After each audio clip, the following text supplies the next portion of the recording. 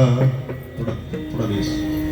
चित्त पांडुरंगा झुरतसे नाठवणी देह पायाचे चिंतन अवसान तीक्षण नाही मधी काही ऐसा पात्र होईन लाभासी नेनो ऋषिकेशी तुष्ट येईल तुका म्हणे धन्य मानिन संचित घेईन ते नित्य प्रेम सुख नाटवून देह पायाचे चिंतन अवसान ते क्षण नाही मध्ये. सज्जन हो, सरळ बसा, हात जोडा, डोळे बंद करून श्री पांडुरंगाचं रुक्मिणीचं मनापासून ध्यान करा.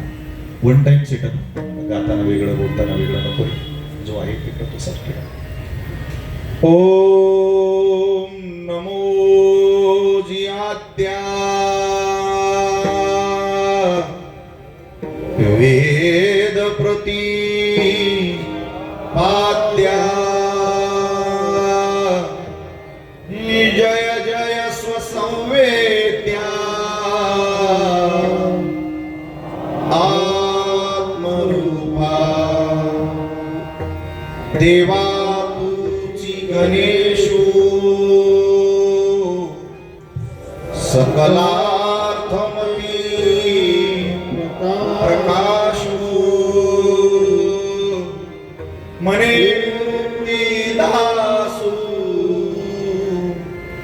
अवधारी जुजी राम रामेति रामेति मनोरामे मनोरमे सहस्रनाम तत्तुल्यं राम नाम वरानने अदो राम उपवनादिगमनं हत्वा मृगकाञ्चनं वैदेहरणं जटायुमरणं सुग्रीव संभाषणं वालिनिर्दलनं समुद्रतरणं लंकापुरी दाहनं पश्चात् रावत कुम्भकर्णहननम् एतद्धि रामायणं मनोजवं मारुततुल्यवेगं जितेन्द्रियं बुद्धिमतां वरिष्ठं वातात्मयं वानरयूथमुख्यं श्रीरामदूतं शरणं प्रपद्ये. नमो विठ्ठला राजया पांडुरंगा नमो रुक्मिणी माऊली ज्ञानगंगा नमो पुंडलिका नमो चंद्रभागा नमस्कार माझा रुक्मिणी पांडुरंगा. पांडुरंगा करू प्रथम पांडुरंगा करू प्रथम दुसरे चरण सत्तांची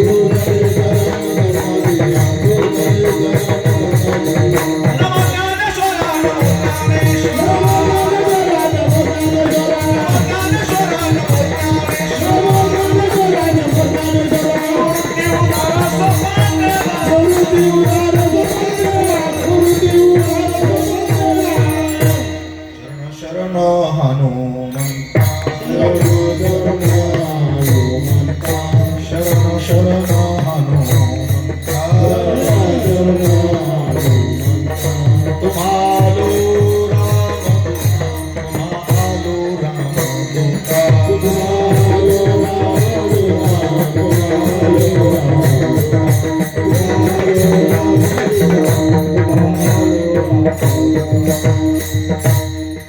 काही ऐशी दशा येईन माझे अंगा चित्त पांडुरंगा झुरतसे. मॉनिटर कमी करा. नाठवणी देह पायाचे चिंतन अवसान ते क्षण नाही मधी. जोरात टाळी वाजून सगळे जण भजन करा. विठ्ठल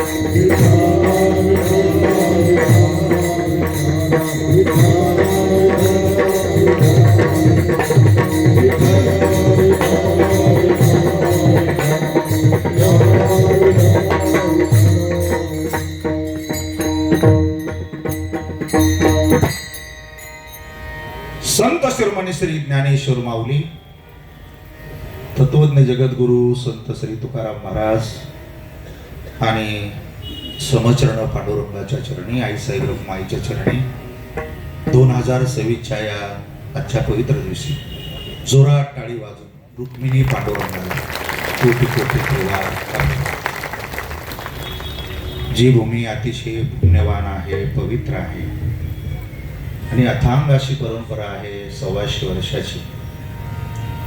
आणि जगन्नियंते भगवान श्री रामचंद्र प्रभू या ज्या स्थानावर येऊन गेले, असं पृथ्वीवरती सर्वांग सुंदर पवित्र श्रीराम, माता सीता, श्री लक्ष्मणजी आणि रामभक्त हनुमानजी महाराजांना आपण जोरात टाळी वाजून कोटी कोटी प्रवाह. या संस्थांचं पावित्र्य आणि या संस्थांचा अलौकिक असा महिमा 125 वर्ष ज्यांनी वाढवला, त्यांच्या परंपरेचे ते विश्वनाथ बाबा जोशी, मग पुढे त्यांच्या मुलांनी ही परंपरा जोपासली. आणि श्रीराम आणि श्री विठ्ठल एकच परब्रह्म आहे या न्यायाने नवमीच्या भजनी मंडळाला गेली 40 वर्ष या ठिकाणी ही सेवेची संधी दिली. देवस्थानच्या सर्व अध्यक्षांना मनापासून धन्यवाद. 40व्या वर्षी नवमीचा चुकते, थोडं लगेच लॉस केला आपण. ट्रबल कमी करा, बेस द्या, थोडं सॉफ्ट ठेवा त्याला. मला कंटिन्यू हा यस एवढं बी नाही, एवढं कमी करा की ते जास्त बेस झाला होता. एकदा सेटच करा म्हणजे तुम्हाला मला त्रास होत नाही. आता चुकलंय, राऊंड झालं, जास्त बेस झालाय. हां करा कमी, यस थोडा मिड द्या. आता मला ट्रबल कमी करा ट्रबल कमी आणि इको द्या त्याला. कंटिन्यू असू द्या. मग गाताना वेगळा देऊ नका, बोलताना वेगळा देऊ नका. द्या अजून, द्या अजून जरासा. यस. नवमीच्या अखंड हरिनाम सप्ताहाची आपल्या सर्वांच्या भाग्याने, सहकार्याने, अथक प्रयत्नाने 40 वर्ष हा मोठा प्रवास असतो. परमार्थामध्ये तुम्ही एकदा काय केलं त्याला काही महत्व नाही. नित्यनेम नामी ते प्राणी दृढ असतं. आणि त्यामुळे ही एवढी परंपरा ज्या सत्पुरुषांनी आपल्याला दिलेली आहे, ते अखंड भजनानंदी वैकुंठाशी हरिभक्ती परायण दगडूभाई मेहता यांना आपण जोरात टाळी वाजून विनम्रपणाने त्रिवार अभिवादन करूया. गुरुवर्य वैकुंठवाशी हरिभक्ती परायण काशीनाथ महाराज भोसले यांनाही जोरात टाळी वाजून मनापासून अभिवादन.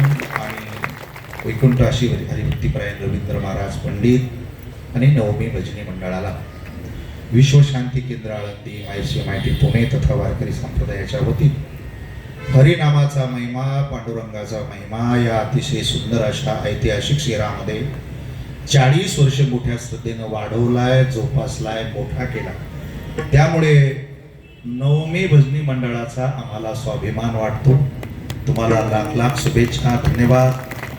श्री पांडुरंगाने, माऊली तुकोबरायांनी तुमच्याकडे हा नुसता शताब्दी नव्हे, 20 शताब्दी, 700 शताब्दी हे अविरत तुमच्या जीवनामधून घडून घ्यावे असं या ठिकाणी संकल्प करतो. आजचं जे कीर्तन आहे हे मागणी पर्या चिंतनातलं आहे. आपण 7 दिवस इथं ज्या पंक्ती घेतल्या, थोडं चुकतं, स्ट्रगल जास्त होतो. 7 दिवस ज्या पंक्ती आपण घेतलेल्या आहे, फराळ दिलेला आहे, सेवा केलेली आहे, झाडून घेतलेलं आहे, रांगोळी काढलेली आहे, हार आणलेले आहे, पंगत घेतलेली आहे, प्रसाद घेतलेला आहे, त्यापेक्षा आपण काही योगदान इथं दिलेलं आहे, श्रवणाला आलो आहे, ते या सगळ्यांचं फळ आज मिळत असतं. आणि आजच्या कीर्तनकारांनी 7 दिवस आणि 40 वर्ष ज्या तन्मयतेने ही सेवा केलेली आहे, त्यांच्या पदरामध्ये काही पडावं यासाठी वारकरी संप्रदायाच्या मागणीच्या अभंगाची आज प्रथा आहे. आणि त्यामुळे जगद्गुरु तुकोबरायाचा अभंग मी सेवेसाठी निवडलेला आहे. कीर्तनाला आरंभ करण्यापूर्वी जी टॉकीज वरती श्री क्षेत्र भंडारा डोंगरावरून संत तुकोबांची हृदय स्पंदने ही माझी कथा जी टॉकीजला झाली. आणि त्यावेळेला आपल्या गावातील भजनी मंडळातील हरिभक्ती परायण प्रकाश महाराज कुठे उभे राहिले, बरोबर, त्यांना ते कीर्तन आवडलं आणि मला कॉन्टॅक्ट करून आजच्या सेवेचं फार 4-5 महिन्यापूर्वी हे निमंत्रण दिलं. तसा मी या परिसराला नौखा नाही आहे. मी खूप वर्षापूर्वी आलो होतो. मी 25 वर्षापूर्वी मळवंडीला आलो होतो बाळासाहेब ढोरे यांच्याकडे. त्यानंतर शिवनेला आलो होतो, जोशी म्हणून होते. आपल्या झाडपुरीलाही आनंद महाराज जोशी यांच्या माध्यमातून मी सेवा करून गेलो. परिसरातही मला आठवत नाही, मी बऱ्याच ठिकाणी सेवा करून गेलो. आणि मी ज्यांना गुरुस्थानी मानतो असे परमपूजनीय बाबा महाराज सातारकर यांच्या दुधोरेलाही मी येऊन गेलो. आजही माझा दिवस त्यांच्या आश्रमाच्या त्या दर्शनाने, श्रीरामांच्या दर्शनाने, ज्ञानेश्वरीचं पूजन मला करता आलं. सर्व ज्ञानेश्वरी वाचकांचा दर्शनाचा लाभ मला घेता आला. आणि आता जे जे महाराज मंडळी इथं आहेत, कीर्तनकार आहेत, हरिभक्तीपरायण महादेव महाराज यांच्या सर्वांची नावं घेतली असं गृहीत धरून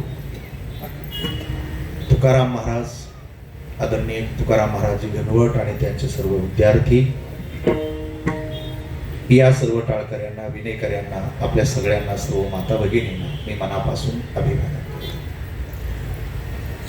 आज मला तुम्हाला काही सांगायचं नाही. मी तेवढा मोठा नाहीये, माझं वय तेवढं नाही, माझा अधिकार नाही आणि माझा हेतूही नाही. मला तुम्हाला तुमच्या समवेत खूप छान वेळ घालवायचा आणि तो वेळ घालवत असताना जगद्गुरु तुकोबरायांच्या चिंतनाचा आधार घेऊन आपल्याला मला हे लक्षात आणून द्यायचे की संसारामध्ये व्यवस्थापन असतं, त्याला व्यवस्था असं म्हणतात आणि असलीच पाहिजे. सगळं जग त्याच्याच नादी लागलेलं आहे. घरामध्ये किचनची काय असावी व्यवस्था, बाथरूमची काय असावी सुंदर व्यवस्था, हॉलची सभागाची व्यवस्था असावी, डायनिंग टेबल असावे, 4-2 रूम असावेत, पाहुणे रावळे आले तर असावेत, घरात किराणा भरपूर असावा, सध्या तर गॅस असावा, काय असावं, येणाऱ्या जाणाऱ्याची गर्दी असावी आणि रोज चांगलं चांगलं खायला मिळावं, चांगले कपडे घालायला मिळावे, 2 पैसे जास्त मिळावे, मुलं बाळं, आरोग्य, मान, प्रतिष्ठा, वैभव सगळं मिळावं. ऐका ना माझ्याकडे, याला व्यवस्था असं म्हणतात. काय म्हणतात? व्यवस्था. तर आपण नवीन असं शिकूया सगळे. अख्खा समस्त संसार हा व्यवस्थेत गुंतलेला आहे आणि परमार्थात व्यवस्था नसते, परमार्थात अवस्था असते. काय अर्थ तुमची? ती खूप लहान आहे. ती अवस्था जर तयार करता आली तर मग जमला आजच्या कीर्तनाला. एकच कीर्तन पुरेस आहे. व्यवस्थेबद्दल मी आता जास्त बोलणार नाही. माझ्यापेक्षा तुमचा जास्त जीव गुंतलेला आहे व्यवस्थेत. साऊंड सिस्टीमची काय करण्यात आली, टाळकऱ्यांची, गाणारा वाजवणाराची काय करण्यात आली, हाराची काय करण्यात आली, तुमचं कीर्तन ऐकल्यानंतर सगळ्यांच्या भोजनाची काय केली, हेच आहे. आणि त्यात तुमचा जीव गुंतला आणि ती व्यवस्था काही कम्प्लीट होत नाही. आज काय चहाच्या ऐवजी कॉफी घेतली म्हणून उद्या काय पोट भरतं काय? उद्या तर दूध लागतं, केशरी पारा, म्हणून तुम्ही त्याच्या नादी लागू नका. याच्यात अजून कोणी व्यवस्था पूर्ण झाली ना आनंदात गेला असं काही संस्कारात घडलेलं.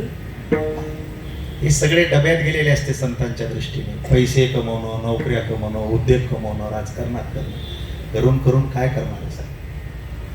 एक माणूस साध्या पत्रावळीवर जेवतो, तुम्ही सोन्याच्या ताटात जेवणार, यापेक्षा करणार काय? पोटात आहे तेवढंच खाणार. झोप तर तुम्हालाही येणार, संसार तर सोडतच नाही. दिवसभर 3 अवस्था देतो तुम्हाला, सकाळ, दुपार, संध्याकाळ. वेळेची अवस्था आहे. शरीरात बालपण, तरुणपण, म्हातारपण, शरीराची काय अवस्था आहे. आणि शेवटी तुम्ही काहीच नाही जमलं काय म्हणता, बाबा मरायची काय लागावं आपली.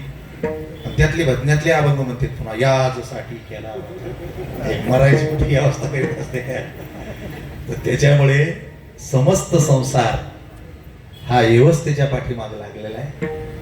जो पायी चालतो त्याला सायकल असते वाटते, ज्याला सायकल आहे त्याला स्कूटी घ्यावी वाटते, ज्याच्याकडे स्कूटी आहे त्याला बुलेट घ्यावी वाटते, ज्याच्याकडे बुलेट आहे त्याला 4 व्हीलर घ्यावी वाटते, ज्याकडे साधी 4 व्हीलर आहे त्याला फॉर्च्युनर घ्यावं वाटते, जो फॉर्च्युनर भूलमध्ये फिरतो त्याला ऑडी घ्यावं वाटते, जे ऑडीत फिरतात त्याला हेलिकॉप्टरमध्ये जावं वाटतं, जे हेलिकॉप्टरने फिरतात त्याला एरोप्लेनमध्ये जावं वाटतं, आणि सगळं ज्यांना आहे का त्यांना मेल्यावर स्वर्गात जावं वाटतं. काय भिकाऱ्याचा कटोरा असतो संसारामध्ये. काय असतो? हो, अपेक्षेचा कटोरा म्हणायचा आपण. काय म्हणायचं? आणि तो कधीच पूर्ण होत नाही, कधीच पूर्ण होत नाही. तुम्ही याला कसाही रंग दिला ना संसाराला, म्हणजे शिक्षणाने लय हाय क्वालिटी झाली, पैसा आला, मेळ नाही असं. जे अति शिकले गायांचे सगळे पोरे अमेरिकेला आहेत. पुण्यामध्ये 60% देवबाप्पा जोशी, कुलकर्णी, देशपांडे हाय क्वालिटीचं शिक्षण घेऊन पुण्याला गेले, पण त्याला वापस याचं ध्यानच राहिलं. जवळच राहिलं ना ते, पैशाला अंत नाही पण सोय काहीच नाही. आणि तुमचा माझा जीव जो बारीक होतोय ना खालीवर खालीवर, याची कुठंतरी काय लागा. दिवसभर कटोरा असतो, प्रत्येक क्षणी जागी झालं की तुमचा अपेक्षेचाच कटोरा असतो. मला आयतं पाणी द्यावं, मला चहा द्यावी. काय भिकारी, भाजीत मीठ कमी जास्त झालं तरी त्याचा मेंदू बिंदू खराब होतो सगळा. इथं पण तोच कार्यक्रम आहे. खेड्यातच काही असं नाही, इथं बी आपलं असं वाटतं मला चाल द्यावी, मला मान द्यावा, माझं नाव, म्हणजे जे तिकडे वाटतं ते इथं पण वाटतं. काय तमाशा आहे. आणि म्हणून तुम्ही याला कसाही कलर दिला, देवाच्या दारात सांगतो आई शपथ, याला रंग टिकत नाही, याला सुवास नाही, याला फूल नाही, याला फळ नाही, याला उपकार नाही, आणि मुळात सांगू का, त्याला अस्तित्व नाही. कारण जगत मिथ्या. त्याचं वाक्य काय? जगत मिथ्या आहे आणि मिथ्यापणाचं अस्तित्व नसतं. त्याच्यामुळे आज जेवढे माझ्या कीर्तनात बसलेले आहात, पाया पडून सांगतो, आजचं कधीच विसरायचं नाही. आजपासून धागे, दोरे, गंडे, उद्या, भस्म, बाबा, विधी, विधान असले काही लफडे करायचे नाही. किती अंगाशी आला आपला कार्यक्रम. काय एका बोधू बाबांनी कार्यक्रम केला, सगळे बाबा पळून चालले, त्या पाट्या बी बदलिल्या, ज्योतिष्य दाखवून देतो, आगून सांगतो, ते सगळे काढूनच पळाले, राहिले नाही महाराष्ट्रात. ते काय ठरले? अरे आपण माऊली तुकोबारायांच्या संग राहतो, आपल्याला ना काही करण्याची गरज नाही. सगळं सर्वथा फक्त एक ईश्वराचा पाय धरायचा. त्यामुळे आजच्या कीर्तनातून आपण विज्ञान, अध्यात्म आणि जीवनाचं सार सगळेजण प्राप्त करून घेऊ. माझी छोटीशी अडचण आहे, तुम्ही सरळ बसा. पुढं काढून बसलेले माणसं आवडत नाही, कारण पाठीमागे कुंडलिनी शक्ती असते, त्याला स्पाईन म्हणतो आपण इंग्रजीमध्ये. तर नाकाचा श्वास मूलाधार चक्रापर्यंत गेला पाहिजे, मांडीपर्यंत, तेव्हा त्याचा चेहरा टवटवीत राहतो. तेव्हा का अर्धा गेला की तो माझ्याकडं कीर्तन होस्तर असं पाहता पाहताच असं पाहतो, मग त्याची बॅटरी डाऊन होती. त्यामुळे सरळ बसा, मोकळा श्वास घ्या. सिस्टीम सुंदर आहे आणि मंदिरही सुंदर आहे. मग सुंदर ऐकूयात ना. संसाराचं काय ऐकायचं? संसाराचं वर्णन करून सांगितलं ना आता. यया फुल न चुंबिता, फळ न दुरंबिता, जो काही पंडू सुता यस, असंच काही नसतं. हा रुखाची हा वाळलेलं झाड आहे. कोण? संसार. आणि तुम्ही त्याला जीव देऊन हिरवं करायला निघाले. काय तमाशा आहे हा. खरं तर कीर्तनकाराचे हेच लक्षात येईल की माझे माणसं करतेत काय आणि याला करायचं होतं काय, याला करायचं काय होतं आणि हे करतेत काय. ज्याला काही कधीच श्वास येणार नाही, तुम्ही त्याच्या का बेजार राहता? त्याला अस्तित्व नाही. मुळात तो कार्यक्रमच खोटा आहे. ही माझ्या शेजारी येणं सावली, इकडच्या लाईटामुळे माझ्या देहाची पाठीमागं सावली पडली. अशी शहाणी आहे. मी वरात केला किती वरात करते, मी बसलो किती बसती, मी चाललो किती चालती, मी थांबलो किती थांबती. आता डोळ्यानं दिसती की नाही? खरी का खोटी? खरी म्हणाव तर कधीच बोलत नाही, खोटी म्हणाव तर सोडित नाही. पण हिला मारता येत नाही. हिच्यावर पेट्रोल टाकू का गोळ्या घालू, काय करू हिला? तुम्ही काही नादी लागू नका. ऐका ना माझ्याकडनं. संसारात जी तुमची जी घालमेल चालली ना, जी तुम्हाला बेजार करते ना, थोडा गेन द्या. जी माया आहे ना, ती फक्त सावलीसारखी समजायची. तिला नाश करायच्या नादी लागायचं नाही. तुमच्याकडून माया संपणार नाही. ती तुम्हाला दिसती ना. वारकरी संप्रदाय जगात मोठा काय माहिती तुम्हाला? शास्त्र, वेद, पुराण, दशोपनिषद सगळा अभ्यास करून जे शिकवायचंय ते या वारकरी साधू संतांनी आपल्याला 0 मिनिटात सांगितलंय. जी छाया तुला बेजार करते ना, तू एक काम कर ना, फक्त तिच्याकडे पाठ कर, तिला ती दुसणारच नाही. आणि तुझं तोंड जर पांडुरंगाकडे झालं तर सावली आपोआपच नष्ट होते. याला म्हणतात माया तेची ब्रह्म, ब्रह्म तेची माया, अंग आणि छाया जया पण. असं समजलं नाही तुम्हाला? मग सोप्या भाषेत सांगू, तुम्ही फक्त तोंडाला कामाला लावा. हरी हरी तुम्ही मनारे सकळ तेने वाया गाळा तुटती, तेने वाया गाळा तुटती.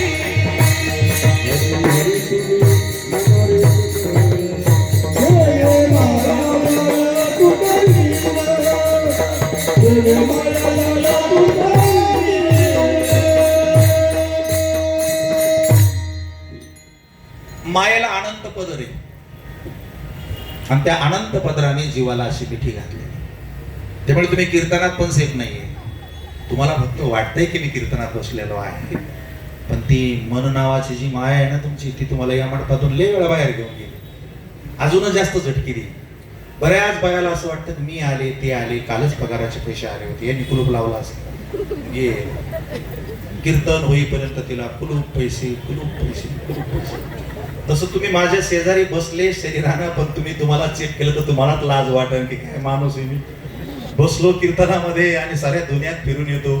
अशी जी जीवाला परेशान करते या तिला मारता येत नाही. बरं, या मायेसाठी काही लोकांनी घराचा त्याग केला, बायका पुरुष सगळे सोडून दिले, काही ना तर लग्नच नाही केले, काही दरी कपाटी गेले, काही जीवाचं रान केलं, काही लिंबाचा पाला खाल्ला. या मायेने त्याला नाचवलं. 60,000 वर्ष तपश्चर्या केलेल्या विश्वामित्राला मायेने हो सोडलं नाही. इतके भारी भारी कपडे, जॅकेट, कोट, अंगठ्या, गाड्या, महाराजाला कसं सोडे महाराज तित्तर कंकर चुनकर खावे उसके सतावे राम, घी शक्कर खाता है उसका जाने राम. तुम्हाला कशी सोडणार ती? त्याच्यामुळे तुम्ही जेव्हा जेव्हा कीर्तनात येता का तेव्हा तेव्हा ती तुमच्या बरोबर येते का? नीट ऐका माझ्याकडनं. ती म्हणते कदाचित हा मला सोडून दे, म्हणून तुमची टाळ्या वाजत नाही. काय तुम्ही काय संसारात झिजले नाही का? अरे कमरा गेल्या तुमच्या, मांडी घालून बसता येत नाही. कुणासाठी? दुसऱ्यासाठी. इतकी शरीराची वाट लावली पण त्या हातान कधी टाळी वाजवायची इच्छा होत नाही. आम्हाला अजून सांगावं लागतं टाळ्या वाजवा, भजन करा, सोनं आमच्या बाळाचं वारस आहे, तुम्ही उपकाराला आला. काही काही घेणं दिले काही. कशासाठी एवढ्या मस्क्या चालल्या? काही तर लोक लगेच म्हणते टाळ्या वाजा यांना. कशासाठी? त्याला कळू दे, याला झिजलंय तुम्ही, पण याच्यासाठी कधी टाळी वाजली नाही. याचा काय अहो, याला किती जीव लावता तुम्ही, बापरे बापरे बापरे बापरे. आता बोलत नाही, माझ्याकडे वेळ नाहीये. त्याच्याकडून काही रिवर्स घ्या ना. किती बोलाता तुम्ही, बिनकामाचं बोलता, फालतू बोलता, नको तिथं बोलता, बोलू नको म्हणलं तरी बोलता, गप्प बस म्हणलं तरी बोलता, थोबाड फोडीन म्हणलं तरी बोलता, गाव पेटन असं बोलता, पण देव भेटन असं बोलतच नाही. दोष आहेत आणि ते दोष कुणाचे? तर फक्त मायेचे. कशाचे? आणि ही माया कुठं आंघोळ केल्याना, कुठं गंध लावल्याना, कुठं माळा घातल्याना, कुठं कपडे बदलल्याना, देवाच्या शेजारी बसल्यानं सुद्धा जात नाही.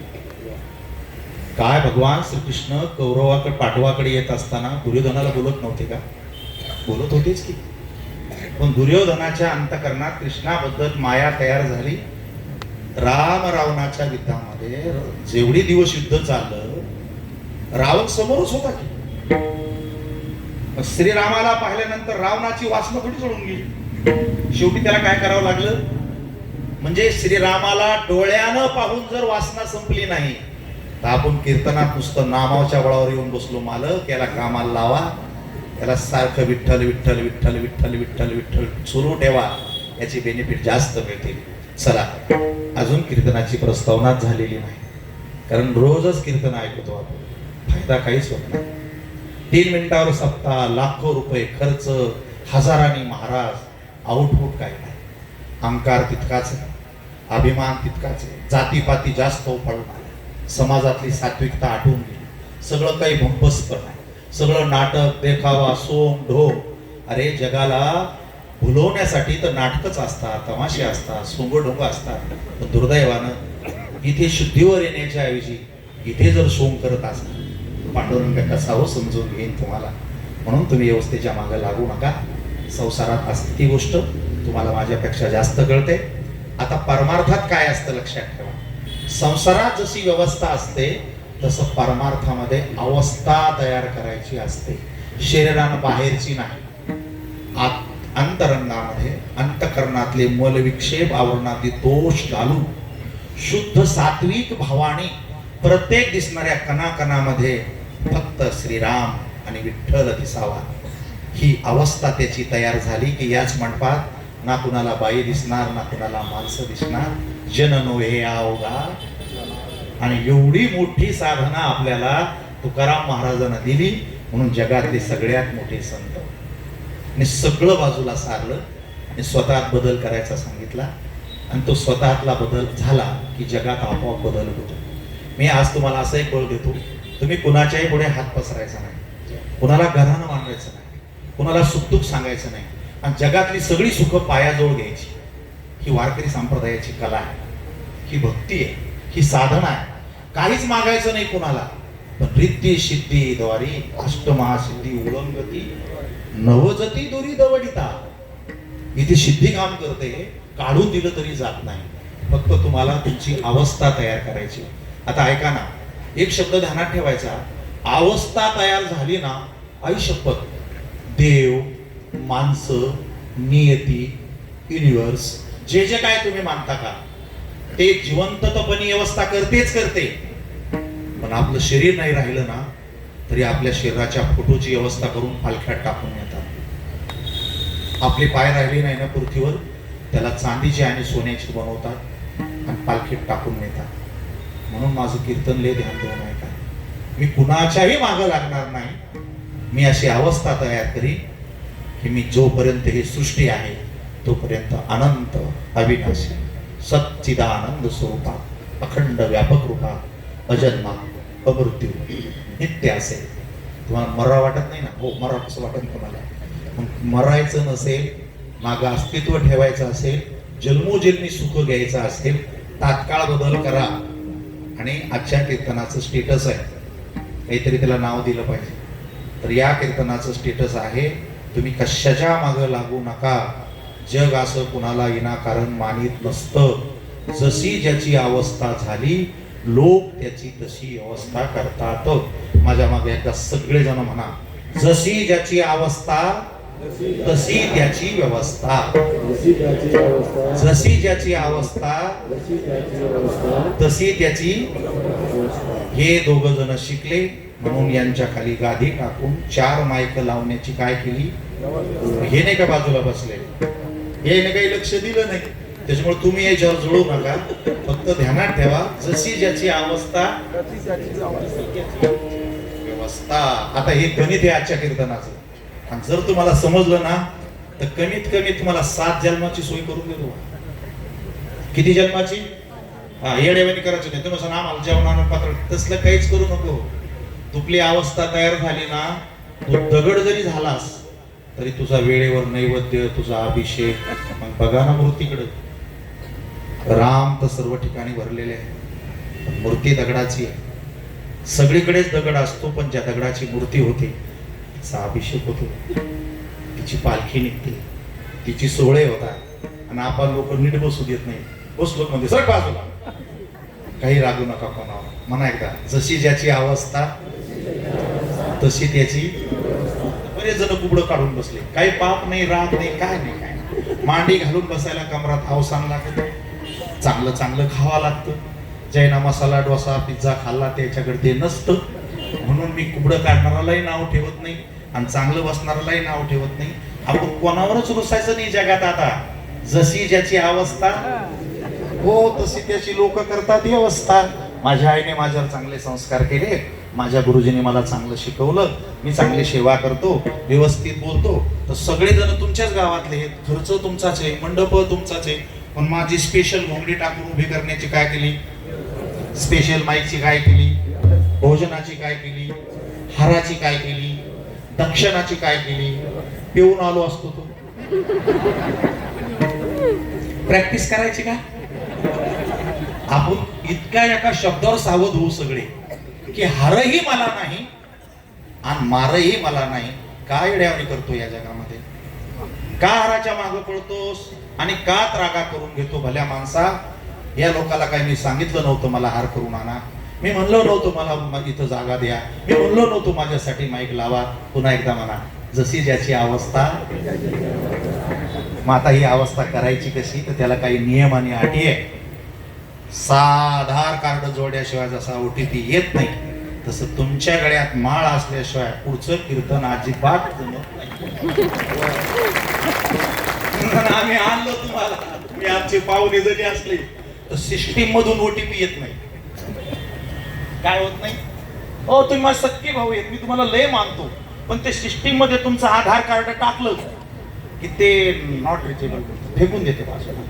अरे साध्या लाडक्या बहिणीची 1500 रुपये घेण्यासाठी जर आधार आणि OTP येतो, तर राम आणि विठ्ठल आपले होण्यासाठी सत्याचा OTP. कशाचा OTP यावा? हो, इमानदारीचा OTP यावा लागतो. तो राहिला नाही आपल्याकडे. ते लय गडबड करायला लागले लोक. 2000 पासून बँकेचं कर्ज काढते, 1000 2,000 कोटी चेक देते, 1 रुपया भरीत नाही. बँका बेजार झाल्या अध्यक्ष महाराज. आणि सगळ्या जगाने विचार केला की माणसं दिसायला लय चांगले आहे, पण चांगलेच माणसं घोटाळे जास्त करते. यांना ओळखायचं कसं? इमानदार कसा ओळखायचा? जो लय गोड बोलतो का त्याच्यापासून जास्त समाजात धोका होतो. याला इमानदार ओळखायचा कसा? मग सरकारने रोबोट नावाचं मशीन तयार केलं, ते ग्रामपंचायत मध्ये आणले आपल्या, आणि त्याला सांगितलं की या माणसाला तिथं बसवा आणि याच्या डोक्याचा चेक करा की हे इमानदार कुठं असं. त्या मशीननं काय केलं? त्याच्या डोक्यात प्रकाश पाडला, असा मशीनला एक्सरे केला. तर ते मशीनच हँग झालं, कारण माणसाच्या डोक्यात इतके विचार दिसले त्याला. म्हणले हे माणूस आहे का भूत? याच्यात पंथाच विचार चांगला नाही. ते मशीन असं केलं, त्या माणसानं परत त्याला बंद केलं, पुन्हा सुरू केलं. ते डोक्याकडे जाईच ना. त्याच्यामुळे तुमच्या डोक्याला मी काही बेजार करणार नाही, तुम्हाला डोकं लावणार नाही. तुम्ही कोणाला डोकं लावू नका, कारण सध्या डोके ओव्हरलोड झालेले, त्याच्यामुळे कोणाला डोकं लावू नका. एवढं पोरगी बी शहाणपणा करते आपल्याला. माझा नातू काल मला म्हणत होता, बाबा तुम्ही रातच्या 10 वाजता मोबाईल पाहिला, मी आपला चिमटा घेतला बंद करून ठेवला. मी त्याला रोज सांगत होतो मोबाईल पाहू नये. त्याने बरोबर मला वेळ पाहिला आणि माझ्या पोटात का दिला. त्याच्यामुळे तुम्ही कोणा डोक्याच्या नादी लागू नका. डोके हे जेवढे डोके आहेत का, त्याला शास्त्राने असं सांगितलेलं, पिंडे पिंडे मतिरी भिन्ना. याच्या डोक्यात काय, याच्या डोक्यात काय, याच्या डोक्यात काय, याच्या डोक्यात हे मॅच होत नाही आपल्याला, आणि कधीच मॅचिंग होणार नाही. फक्त श्रीराम कृष्ण हरी भजनात हे मॅचिंग होऊ शकतं. म्हणून आपण सगळे एका ठिकाणी बसलो, तर मग त्याने डोळ्याचा फोटो काढला, ते काही आऊट झालं नाही. कानाचा काढला, गालाचा काढला, तोंडाचा काढला, काळजाचा फोटो काढला. ते माणूसच नाही म्हणे, ती मशीन म्हणे हे माणूस नाही. तरी पोटाचा काढला, तर पोटात इतकी जत्रा दिसली. अरे तुमच्या पोटात काय दिसतं? चपाती भाकरी थोडी, जाती पाती विकार विकृती दुश्मनी अहंकार विकार. तुमचं जे पोट BP वर गेलंय का, त्याचं कारण भाकरीनं नाही झालं हो, वजनानं BP वाढत नसतो. डोक्यातून काढून टाका. हे हातीचं लय मोठं वजन आहे, मग त्याला BP होत असतो काय? BP त्या माणसाला होतो ज्याच्या काळजातलं बाहेर निघतच नाही. किंवा असं म्हणला, याचं असं करीन, त्याचं तसं करीन, याचं असं करीन, त्याचं तसं करीन. त्याला रात्रभर झोप येत नाही, 3 दिवस झोपला नाही की मग त्याचं इंजिन जात आऊट, आणि त्याचं नाव आहे BP. कळलं का सगळ्याला? हा, मग आजच्या कीर्तनात तुम्हाला BP होणार नाही, शुगर होणार नाही, ब्लॉकेज होणार नाही, अटॅक येणार नाही. अरे पुढचं ऐका ना, मरणच येणार नाही. फक्त तुम्ही तिथपर्यंत राहा माझ्यासोबत, ते टच होण्यापर्यंत. मग ते पोटाचा एक्सरे बी निघाला, ते मशीन हँग झालं. मग त्याने पायाचा काढला, इकडच्या पायाचा काढला, हाताचा काढला. ते मशीन म्हणलं माणूसच नाही, इमानदारी नाव 0% इमानदारी याच्या, ट्रुथ 0%. मग त्याने हाताचा फोटो काढून पाहिला, मेळ बसला नाही. मग त्याने करंगणीचा काढला, मेळ बसला नाही. ह्या बोटाचा काढा, मेळ बसला नाही. याचा काढा, मेळ बसला नाही. याचा काढा, मेळ बसला नाही. ह्या बोटाचा काढा उजव्या हाताचे, याचाही मेळ बसला नाही. मग ह्या करंगळीचा काढा, मेळ बसला नाही. याचा काढा, मेळ बसला नाही. याचा फोटो काढला, मेळ बसला नाही. याचा एक्सरे केला, मेळ बसला नाही. आणि अंगठा ठेवल्याबरोबर मशीन गरकन फिरलं, त्याचा फोटो काढून घेतला आणि मशीनला सांगितलं की याच्या अंगठ्यात इमानदारी आहे, इथून पुढं अंगठ्याशिवाय याला रुपये देऊ नका. त्याचं नाव आहे आधार कार्ड, त्याचं नाव आहे पॅन कार्ड. मग सरकारने बँकेवाल्याला आदेश दिले की इथून पुढं त्या माणसाचे अंगठ्याचे ठसे घेतल्याशिवाय व्यवहार करायचा नाही. आणि तू ओळखायचा कसा, तर तो अंगठा मॅच झाला पाहिजे. आता अंगठ्यात काय आहे तर माझ्याकडनं नीट ऐका. अशी एक टिपका आहे मधामध्ये, आणि त्याला एक रेषा मारलेली. ती पहिली रेषा आहे इमानदारीची, दुसरी रेषा आहे चारित्र्याची, तिसरी रेषा आहे सत्याची, चौथी रेषा आहे माणुसकीची, आणि 5वी रेषा आहे प्रेमाची. आपल्या देशाची जगाची संख्या झाली 890 कोटी. तुमच्या बोटात ज्या रेषा आहेत का त्या 890 मध्ये कोणाला मॅच होत नाही. देव आहे माना, टाळे वाजवा, भजन करा. काय बनवणारा हुशार आहे. त्याला माहित होतं की एटीएम निघणारे, चेक निघणारे, माणसं लबाड होणारे, ही ओळखायची कशी. आता बोटातून पैसे निघते म्हणल्याबरोबर बँकेचे मॅनेजर आणि कॅशियर 2-4 दिवस कोणाच्या खात्याला पैसे लावून अंगठी लावून पाहत होते. कोणाचे पण नाही. त्याच्या लक्षात आलं हे कार्यक्रम ओके. काही पोरं बापाच्या माघारी प्लॉट खरेदी करायला गेली, रजिस्ट्र्या करायला गेली, जमिनी हडपायला गेली. अजिबात जमत. मग सरकारला विश्वास आला आणि कोट्यावधी रुपये बोटाच्या अंगठ्यावर सरकारने रस्त्यावर ठेवलेत. रस्त्यावर या लोणावळा शहरामध्ये 100 एटीएम असतील. त्या एटीएमचं दार एका दर लाताच असतं. लात घातली की दार तुटत आहे. पण आतल्या मशीनच्या पोटामध्ये 2 कोटी 3 कोटी पैसे असते. ते फक्त अंगठ्याच्या भरोशावर ठेवलेले असते. दुसऱ्या माणसाना का तिथं बोट लावलं की ते मशीन असं गुरकन फिरतन पैशाला जाऊन सांगत पैसे सोडू नको, माणूस डुप्लिकेट आहे. तसं ज्याला एकादशी नाही, माळ नाही, भजन नाही, त्याला अवस्था तयार होणार नाही. म्हणून म्हणा जशी ज्याची अवस्था तशी त्याची. आता तुमच्यात काय डॉक्युमेंट कमी असतील तर ते जोडून घ्या. आधार कार्ड येण्यासाठी माळ घातली नसेल तर माळ घालून टाका. एकादशी धरत नसेल तर एकादशी धरा. संसाराचं चिंतन करत असेल तर सोडून द्या. माझ्या बरोबर पुढचं कीर्तन ऐका आणि मी तुम्हाला त्या अवस्थेपर्यंत नेऊन पोहोचवतो. तुकाराम महाराज हे क्रांतिकारी संत आहे. तुकोबरा आहे हे वैश्विक संत आहे. ते कुठल्या जातीसाठी नाही, कुठल्या देशासाठी नाही, ते अखिल मानवतेसाठी आहे. सगळ्यात मोठा असा आहे की ते भुवाबाजी करणारे संत नाही. कुणाला धागे दोरे देऊन तुमच्या विहिरीला पाणी, लेकरं होतील, पैसे भेटतील असे संत नाहीत. तर तुला मुक्त करून, तुलाच देव करून आम्ही बदल करू असे वैश्विक संत आहेत. बरं ते स्वतः त्याच्यात गेलेले आहेत. त्याला ब्रह्मनिष्ठ असं म्हणतात. श्रोत्रिय, ब्रह्मनिष्ठ आणि दयाळू ही संतांची लक्षणं असतात. तुकोबरायांची अवस्था बघू अगोदर कशी आहे. तुकाराम महाराजांना देवाच्या बाबतीत डोक्यामध्ये अशी शंका यायला लागली. कोणता देव?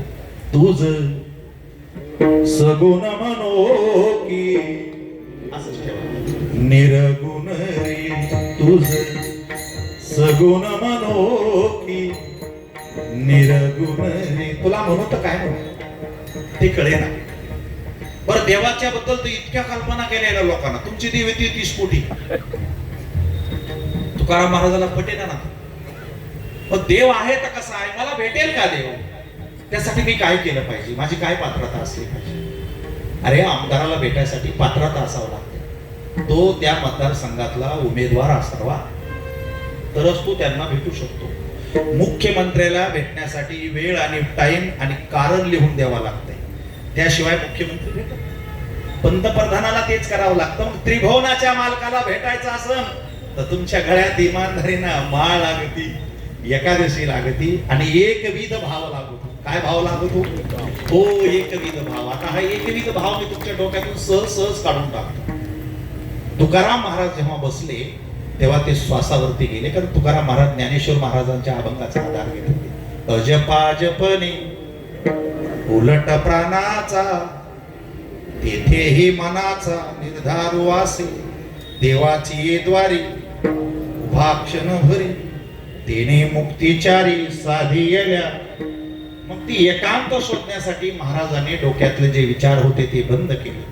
सत्याशी मन केले ग्वाही, मानी गेले नाही बहुमता. वेद पुराण शास्त्र गुंडाळत बाजूला ठेवलं आणि कोणीच डिस्टर्ब करणार नाही म्हणून भामचंद्र डोंगरावरती भामचंद्राच्या त्या गाभाऱ्यामध्ये व्यवस्थित फक्त ध्यान करून बसले. आणि तिथलाच तो अभंग आहे. आता ही जी जागा आहे ना ही श्रीरामचंद्रांच्या पदस्पर्शाने पावन झालेली. पण हा जो मंडप आहे ना आपला, एक तर तुम्हाला गुण देईल नाही तर दोष देईल, सोडणार. चांगलं वाजवलं, काय सुंदर साथ, गुण लागला, याला अंकार झाला. वा वा वा काय सुंदर कीर्तन झालं. मी फुगलो ना, तुम्हाला बरं वाटलं पण माझं नुकसान झालं. आता बघा मग कीर्तन आवडलं तर गुण आहे, नाही आवडलं तर दोष आहे. 4-2 माणसं म्हणतील पुन्हा नका, पुन्हा आणू नका. तुकोबाराच्या लक्षात आलं मला डिस्कनेक्ट व्हायचं. डिस्कनेक्ट नावाचा एक प्रोग्राम आहे मोठ्या लोकांचा. ही माणसं जगापासून दूर राहतात. त्याच्यावर एक कीर्तन आहे माझं, न करी रे संग राही रे निश्चय लागो निधी मळ संभवना सर्व सुखी. तुम्हाला जगातलं सगळ्यात सुखी करायचं असेल डिस्कनेक्ट व्हा. कारण तुमचे जर माझे संबंध आहेत तर मग व्यवहार होणार आहे, व्यवहार मनासारखे होणार नाही, गुणदोष येणारच नाही. आणि तो अभंग तिथे लिहिला गेला होता, हो वृक्षवल्ली आम्हा सोयरी वनचरे वृक्षवल्ली आम्हा सोयरी वनचरे. झाडाला सोयरे का केलं महाराजांनी? त्याचा एकच चांगला गुण आहे, ही जी झाड आहे ना ही कोणाच्याच आशेवर जगत नाही आणि भरोशावर राहत नाही. बी पडलं की ते त्याचं काम करत राहतं. त्या बियाचं झाड होतं, झाडाला कळी येते, कळीचं फुल होतं, फुलाला फळ येतं, फळ खाली गळून पडतं, झाड संपून जातं. तुमच्या शेजारी जेवढी झाडे आहे ना, यायला मेवणा नाही, पावणा नाही, बायको नाही, नवरा नाही, बँकेत खातं नाही, देणं नाही, घेणं नाही, आणि एकाही झाडाला काही दुःख नाही, मस्त आहे. हे जे माणसं आहे ना याला बी झाडच नव्हती. अंगात आल्या बाईला विचारा तुम्ही काय पाहिजे, ती म्हणती मी झाडाला घेऊन जाणार आई रे. तसं मी एखादं झाड नेतो आज. काय सुटन ज्याचा विकार सुटन त्याला हानलं समजायचं. काय ते पावणे सोयरे राहिले कोणते केले तर झाडं केली. अजून दुसरी गंमत आहे तुकोबाराच्या त्या अभंगाची. ते आंब्याचे झाड लिंबाच्या फांदीतून पलीकडे गेले, तिकडं आंबे आले आणि लिंबोळ्या त्या लिंबाची झाडं आंब्यातून घुसली आणि इकडच्या साईडला त्यांच्या लिंबोळ्या आल्या. बरं ते इतक्या लहानपणापासून संग राहिले 100-150 वर्ष, पण आंबे काही कडू झाले नाही आणि लिंबोळ्या काही गोड झाल्या नाही. माणसाची गॅरंटी नाही. 2-4 सेकंदात बेकार होते माणूस संग बसतोय, एकादशी सोडते, बिडी पिते, सिगारेट पिते, खोटं बोलते. काय इतकं डुप्लिकेट झाड आहे, ज्याच्या संग बसन त्याच्या संग होतंय. त्याच्यामुळे ते आमचे पाहुणे. आणि हा नजरेचा भाव, ही अवस्था तयार झाल्यामुळं एका साईडला वाघ बसला, एका साईडला हरिण बसलं, ससा मांडीवर येऊन बसला तुकोबाराच्या. अरे आमच्याजवळ माणसं बसत. ते म्हणतात आम्ही तुमच्याजवळ कीर्तन होऊ द्या ना, एक राहत नाही. येऊस तर 10 वेळा विचार नाही, हे चांगले हे निघायच होती.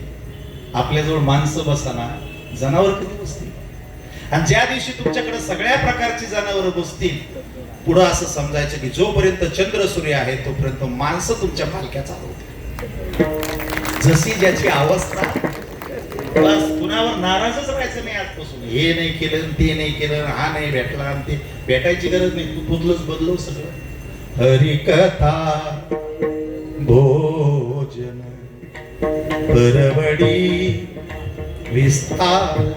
मी हळूहळू हळूहळू तुमच्या समोर हे सगळं मांडणार, पण कीर्तनानंतर भोजन. ऐका ना, आपण घरी जे खातो ना त्याला जेवण म्हणतात. पाहुणे आल्यावर सणावाराला जे खातो त्याला भोजन म्हणतात. आणि हॉटेलला जे घेतो ना त्याला लंच आणि डिनर म्हणतात. आणि अखंड हरिनाम सप्ताह जे घेतो ना त्याला महाप्रसाद असं म्हणतात. आज ज्यांनी महाप्रसाद केलाय, इथं ज्यांनी कोणी जेवण दिले, कोणी हातावर आणलं, आयुष्य 100 पिढ्या अन्नासाठी त्यांना घराच्या बाहेर जायची गरज पडत नाही. आणि परवड जाती इथं जेवल्या. म्हणून लोक घाई जर असले ना तर एक लाहीचा कण का होईना घेऊन जातील. एक द्या म्हणतात, तुळशीचं पान द्या, एक कण द्या. का बरं? हरे कथा भोजन परवडी विस्तार. गरिबी निघून जाते प्रसाद घेतल्यावर. येणे सुखे रुचे एकांताचा वास, नाही गुण दोष अंगायत. वृक्षवल्ली आम्हा सोयरी वनचरी वृक्षवल्ली आम्हा सोयरी वनचरी. जीव ओळून टाकू तुमच्यावरून. काय नाव आहे? मला बोलायचं नव्हतं पण ते लय पुण्य आहे बाकी. हो ते वाया कसं जाईल माझं. ट्रान्सफर होतं की इकडून इकडून इकडून इकडून इकडून. समाधान आहे तुम्ही जे निस्वार्थीपणाने पखवाज वाजवला ना, त्याचं हे गोड फळ आहे. जशी ज्याची अवस्था. चला, आता मी तुमचा वेळ घेणार नाही.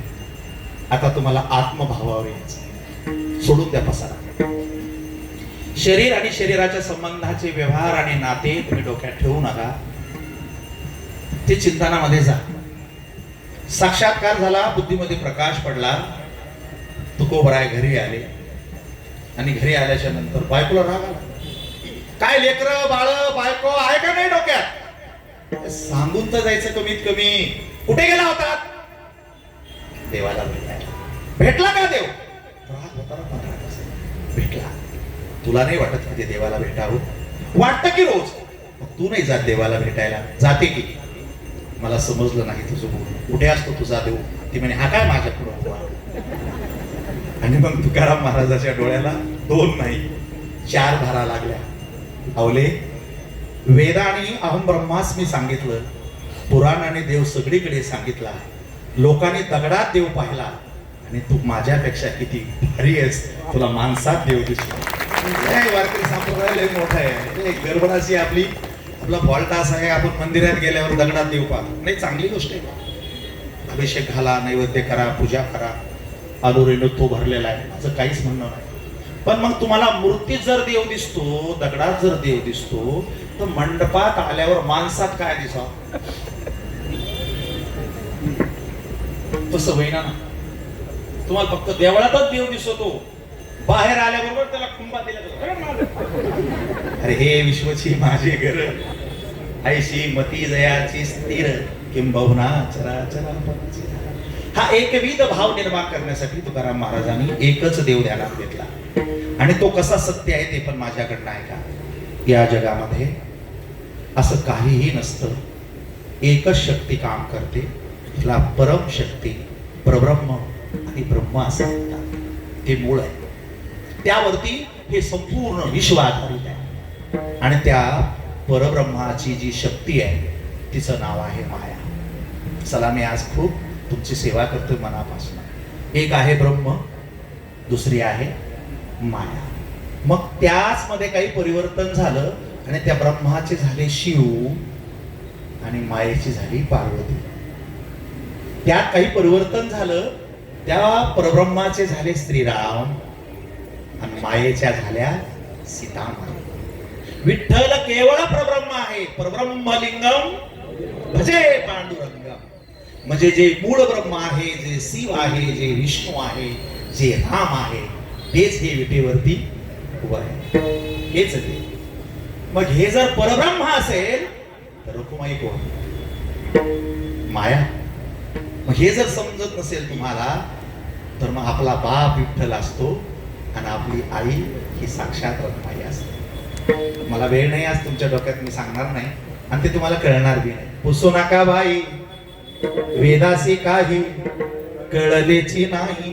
शेषशिनला झाल्या सहस्र जिभा जिभा, देव का हो विठेवरी उभा.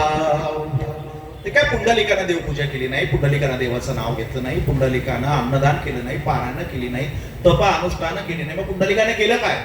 तर पुंडलिकानं त्याच्या देवाची पूजा केली. त्याचा देव होता त्याचा बाप आणि त्याची आई. आता आपल्या कीर्तनात भांडणं लागतील. याच्यात बऱ्याच जणांचं बापाशीच पटत नाही, ते मग रॉंग होणार कीर्तन.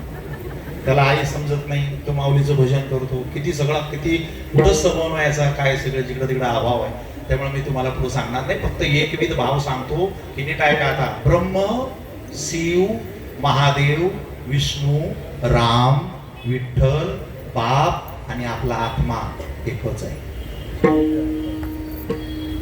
मी जिवंत आहे, चेतना आहे, हाच देव आहे. इथून आत श्वास गेला की मी जीव आहे, इथून बाहेर गेला की मी शिव आहे. शिव जीव, जीव शिव, शिव जीव, जीव शिव. हे समजलंच नाही की एक दिवशी शिव बाहेर जातो, बाहेरच राहतो. मग लोकपत्रिकेत छापते ते काल 4 वाजता शिव झाला. आता आलं का लक्षात आपल्या? हे कोण आहे बाबा? तर हे बाबा तेच आहेत जे राम आहे, जे कृष्ण आहे, जे शिव आहे, जे विठ्ठल आहे, आणि ते तुमचा आत्मा आहे. अरे नाही, तुमचा श्वासही तेच. विठ्ठल आमुचे जीव आगम निगमाचे स्थान विठ्ठल सिद्धीचे सागर विठ्ठल ज्ञान विसावा विठ्ठल ज्ञान विसावा विठ्ठल कुळीचे विठ्ठल कुळीचे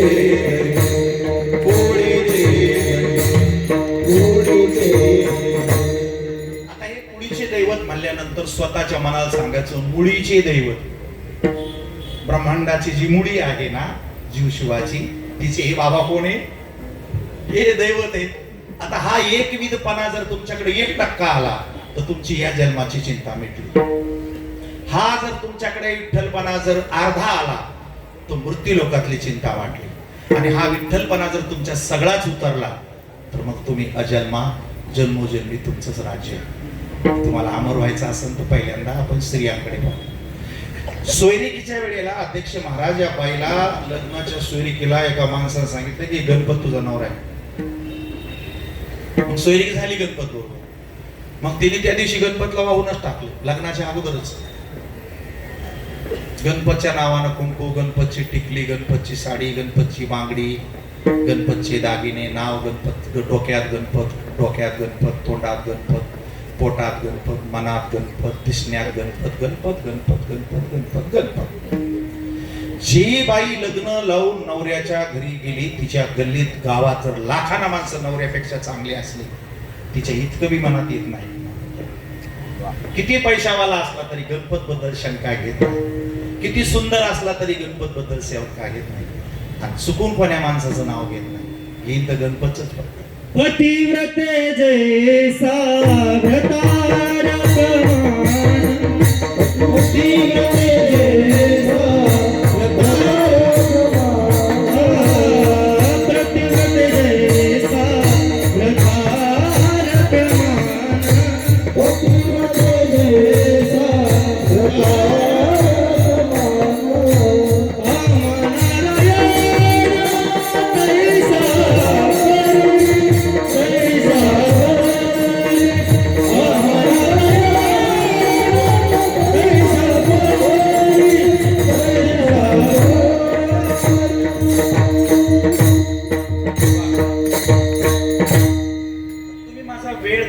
मला आणखी बोलावं लागणार आहे.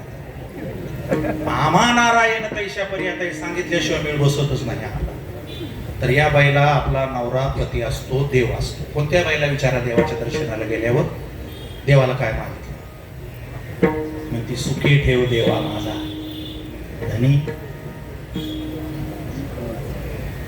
म्हाताऱ्या बायाला विचारायचं काय मागितलं देवाला? काय नाही, त्याच्या अगोदर जाऊ. मग अशी जी बाई आहे ती चुकून कोण्या माणसाचं जर नाव घेतलं तर नवरा टाकून देतो. दुसऱ्याच्या संग फिरायला लागली तर संसारात टाकून देतो. आणि नवऱ्याला सोडून जर परस्पर पुरुषाबरोबर गेली तर जीवनातल्या सर्व सुखापासून बाद होतो. माझ्या माता बहिणी बसलेल्या डाव्या हाताला शिकलेल्या आहे, तुम्ही हुशार आहे, खेड्यापाड्यातल्या नाही, तुम्हाला सगळं समजतं. नवऱ्याचं सोडून दुसऱ्याचं नाव घेतलं तर किती पैसे दिल्यावर असं होईल? थोडी लालूच देतो, 10 लाख रुपये देतो, फक्त उभं राहायचं आणि बसलेल्या कोणत्या बी माणसाचं नुसतं नाव घ्यायचं, माझं नाव. थोबाड फोडाचेच काम आहे महाराज. 50 लाख, 1 कोटी, 5 कोटी. 40 वर्षात अशी स्कीम आली नव्हती. योजनेचा फायदा 5 कोटी, 10 कोटी, 50 कोटी. वर हात केला का पदर घेतला? अरे माऊली तू वर हात केला, मला बोर्ड आला ना, म्हणलं पैसे जाते आपले. पदर वर केला. 100 कोटी, 500 कोटी, 1000 कोटी जरी म्हणलं तर ही बाई चप्पल घेईन फक्त. मी आल्या तुझ्याकडले पैसे झाले का? अरे बाप सज्जन हो, तुम्हाला कसं कळत नाही? एक साधारण स्त्री, शिक्षण न घेतलेली साधी भोळी बाई हजारो कोटी रुपयाची लालूच दाखवली तर दुसऱ्याचं नाव तोंडात घेत नाही. तुम्ही पांडुरंगाला सोडून सगळ्याची नावं तरी कशी घेता, तुमच्या तोंडात येते तरी कशी. आणि हा एक विधपणा तुमच्या अंगात नाही म्हणून तुमची जन्मभर बेजारी झाल्याशिवाय राहणार नाही. कारण जी बाई एकाची नसते तिचा किराणा कोणीच भरू शकत नाही, तिला मेली तरी कोणी पाहू शकत. हे आपले भजने आणि सध्याचे महाराज इतके वेडे झालेले आहेत.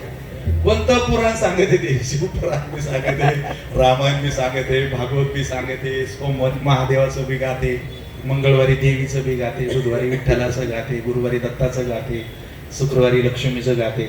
बाबा जगात हजारो माणसं असतात, देव कोणताच कमी नसतो, पण माझा एकच असतो. एक धरिला चित्ती, एक धरिला चित्ती,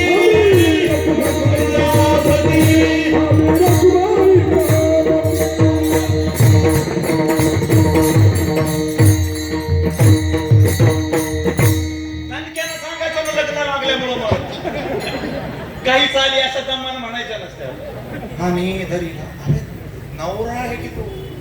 बाकीच्या बायांना विचारलं कोण आहे, माय हजबंड, माझा नवरा आहे, चांगलं सांगायचं. आता का घेत नाही बाया त्याचं कारण सांगतो मी तुम्हाला. एवढ्या सगळ्यांचं लक्ष लागतं, दुसऱ्याचं नाव काय घेत नाही. एवढे माणसं बसलेले आहेत तिथं आणि तिला जर चक्कर येऊन खाली पडली धावून कोण आहे? सुरेश, अथर्व, कोणी कोणी गणपती. बरं समजा गणपती इथं नसला तर हे सगळे उचलून ऍडमिट करतील. पण सकाळी दुपारी जर उद्या 12 वाजता जर 2 लाखाचं बिल आलं तर याच्यातला कोणता भजण्या भरी? नवमीचं मंडळ भरील, महाराज भरतील, सगळ्या महिला वर्गणी करून भरतील. आणि म्हणून बाई दुसऱ्याचं नाव घेतलं. ती म्हणते माझी साडी फाटली आणि गणपतच, किराणा संपला आणि व्याजानं का, इमानदारी ना, खोटं बोलू ना, देव देव करू ना, सत्यानं आण का जगाला लुबाडून आण, पण आण. तसा आमचा एकच पांडुरंग आहे. आमच्या डोळ्यात, आमच्या कानात, आमच्या मनात, आमच्या वृत्तीत, आमच्या जगण्यात आम्ही कधी दुसऱ्याचा विचार केला. तुकाराम महाराज बायकोला सांगता, आवले विठ्ठल माय बाप चुलता, विठ्ठल भगिनी आणि विठ्ठले वीण चाड नाही. तुका म्हणे आता मज नाही दुसरे विठ्ठल कोळीचे.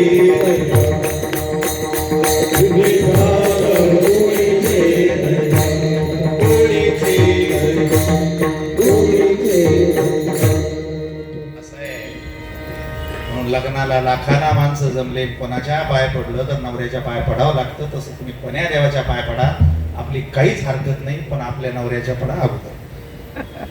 हे बसलेला इथं उभं आणि ते कणाकणात आहे, मनामनात आहे, जनाजनात आहे, वनावनात आहे.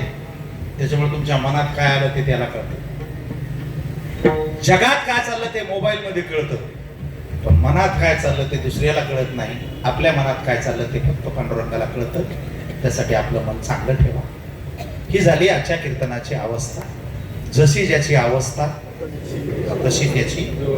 म्हणून कोणी म्हणतं लग्न लागल्यावर पोरगी नांदलेली ऐकावी एक म्हणा, नाहीतर मेलेली ऐकावी. तसं वारकरी झाला की पांडुरंगाचा व्हावा एक, नाही तर जगातून जावा तरी एक, पण दुसऱ्याचं नाव नाही घेवा ना.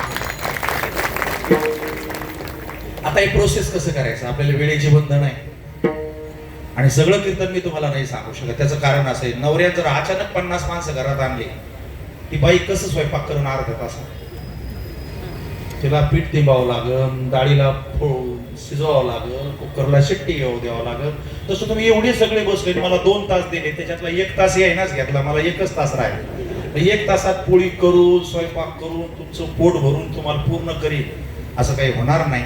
जितकं होईल तेवढा प्रयत्न करतो. पुन्हा एकदा म्हणा, मी कोणाच्याच मागं लागणार नाही. जशी ज्याची अवस्था. आता अवस्था तयार करायची कशी, आता आपण कीर्तनाच्या मध्यामध्ये आलो. महाराज हे सगळं ऐकायला सांगायला गोड लागलं, बनवायची कशी अवस्था, तर छान दृष्टांत ऐका. दुधाचा भाव असतो 50 रुपये लिटर. नावाह दूध दिसायला आहे पांढरं, शरीराला आहे पतलं, गॅसवर ठेवून उकळत होतं. पण त्याच दुधामध्ये जर योग्य बाईनं विरजण घातलं रात्री 9 वाजता तर पहाटे 5 वाजता त्याचं लाईफ चेंज. पहिलं नाव उडालं, दुधाच्या ऐवजी काय झालं? दही. शरीर बदललं, पतलं होतं तर जाड झालं. बसण्याची जागा बदलली, चुलीत उकळत होतं, गाडग्यात शांत जाऊन बसलं होतं. चव बदलली, गोड होतं, आंबट झालं. आणि भाव बदलला, 50 होतं 100चं झालं. याला किती वर्ष लागले? मग तुम्हाला किती वर्ष सत्ता करावं लागेल? मला तोंडातून भजन यायला, डोळ्यातून पाणी यायला, भाव विभोर व्हायला, देव भेटायला किती वर्ष कीर्तन करायला? शेवटच्या क्षणाला करावं, कधीतरी घडत. आणि म्हणून अध्यक्ष महाराज आणि सगळ्या काळातल्याला उपस्थित महाराजाला सांगून ठेवतो, जगामध्ये हॉटेलची संख्या वाढली, बारची वाढली, तेवढी वारकरी शिक्षण संस्थेची नाही वाढली. कारखानदारी वाढली, शिक्षण वाढलं, लोकसंख्या वाढली, पण आपली संख्या लई कमी झाली. म्हणून आपल्या मंडपामध्ये जर कोणी आला ना त्याचं लई स्वागत करी जा. हे बारीक आलं तरी स्वागत करी जा, त्याच्यामुळेच घेतलं होतं. सोबदार आला तरी स्वागत करी जा, माळकरी आला तरी स्वागत करी जा, बिनमाळदार काय तरी. अरे हे लोक हळूहळू कमी व्हायला लागले. कोणाचा अपमान नका करू, बोला तिला, येऊ दे, बसू दे, म्हणू दे. संख्या कमी व्हायला लागली. काय व्हायला लागली? आणि ज्याची मेजॉरिटी कमी झाली, तुम्हाला माहिती आहे का? ज्याचे 9 मेंबर त्याचा सरपंच. भजण्याची संख्या जर कमी झाली आणि भोट्या महाराजाची संख्या जर जास्त झाली तर वारकऱ्याला दिवस येणार नाही बाबा. सगळे नकली महाराज राजकारणाच्या मागे लागले. नावासाठी, प्रसिद्धीसाठी पांडुरंग माऊली तुकोबाला बाजूला सोडून आमदार खासदाराच्या शेजारी उभं राहिले. भल्या माणसा, जगाच्या बापाच्या शेजारी बसल्यावर तुला काय गरज आहे कोणाची? काय आम्हाला सांगते राजकीय सत्तेशिवाय परमार्थ करता येत नाही. तुला कोणी सांगितलं? हे 700 वर्ष चालत आला, हे 700 वर्ष चालत आलाय, आपोआप चालत आलाय, मोठा होत गेलाय. तू काही काय म्हणते, खूपच वातावरणाची निर्मिती केली. तू फक्त बिघडू नको, वातावरण पहिलंच तयार आहे. माळकरी आहे, एकादशी धरणारे, वारी करणारे, लाखाच्या पंक्ती घेणारे. तुला हवा करायची काही गरज नाही. तू हवा फक्त तू पंक्चर होऊ नको. इथं काही संप्रदायात फरक पडणार नाही. आणि असले खरात बिरात तुम्ही जर आला ना, अजिबात डिस्टर्ब व्हायचं नाही. ज्ञानोबरायांनी घातलेला पाय आहे या संप्रदायाचा. तुकाराम महाराज त्याचे कळस आहे. त्याच्यामुळे अशा फालतू एखाद्या माणसानं काही लचांड केलं, माझ्या संप्रदायाला डाग लागला आणि ते बुडाला, ते काय चहा पाण्याचं टपरीचं दुकान आहे काय? म्हणून कुणी उठलं काही बी कर, जो सडला पडला तो पुढे बाजूला पडला, काय राहिलं त्याचं? ज्यांनी केलं त्याचं सगळंच वाचलं ना. जीवन ते तो नरकातच येतो.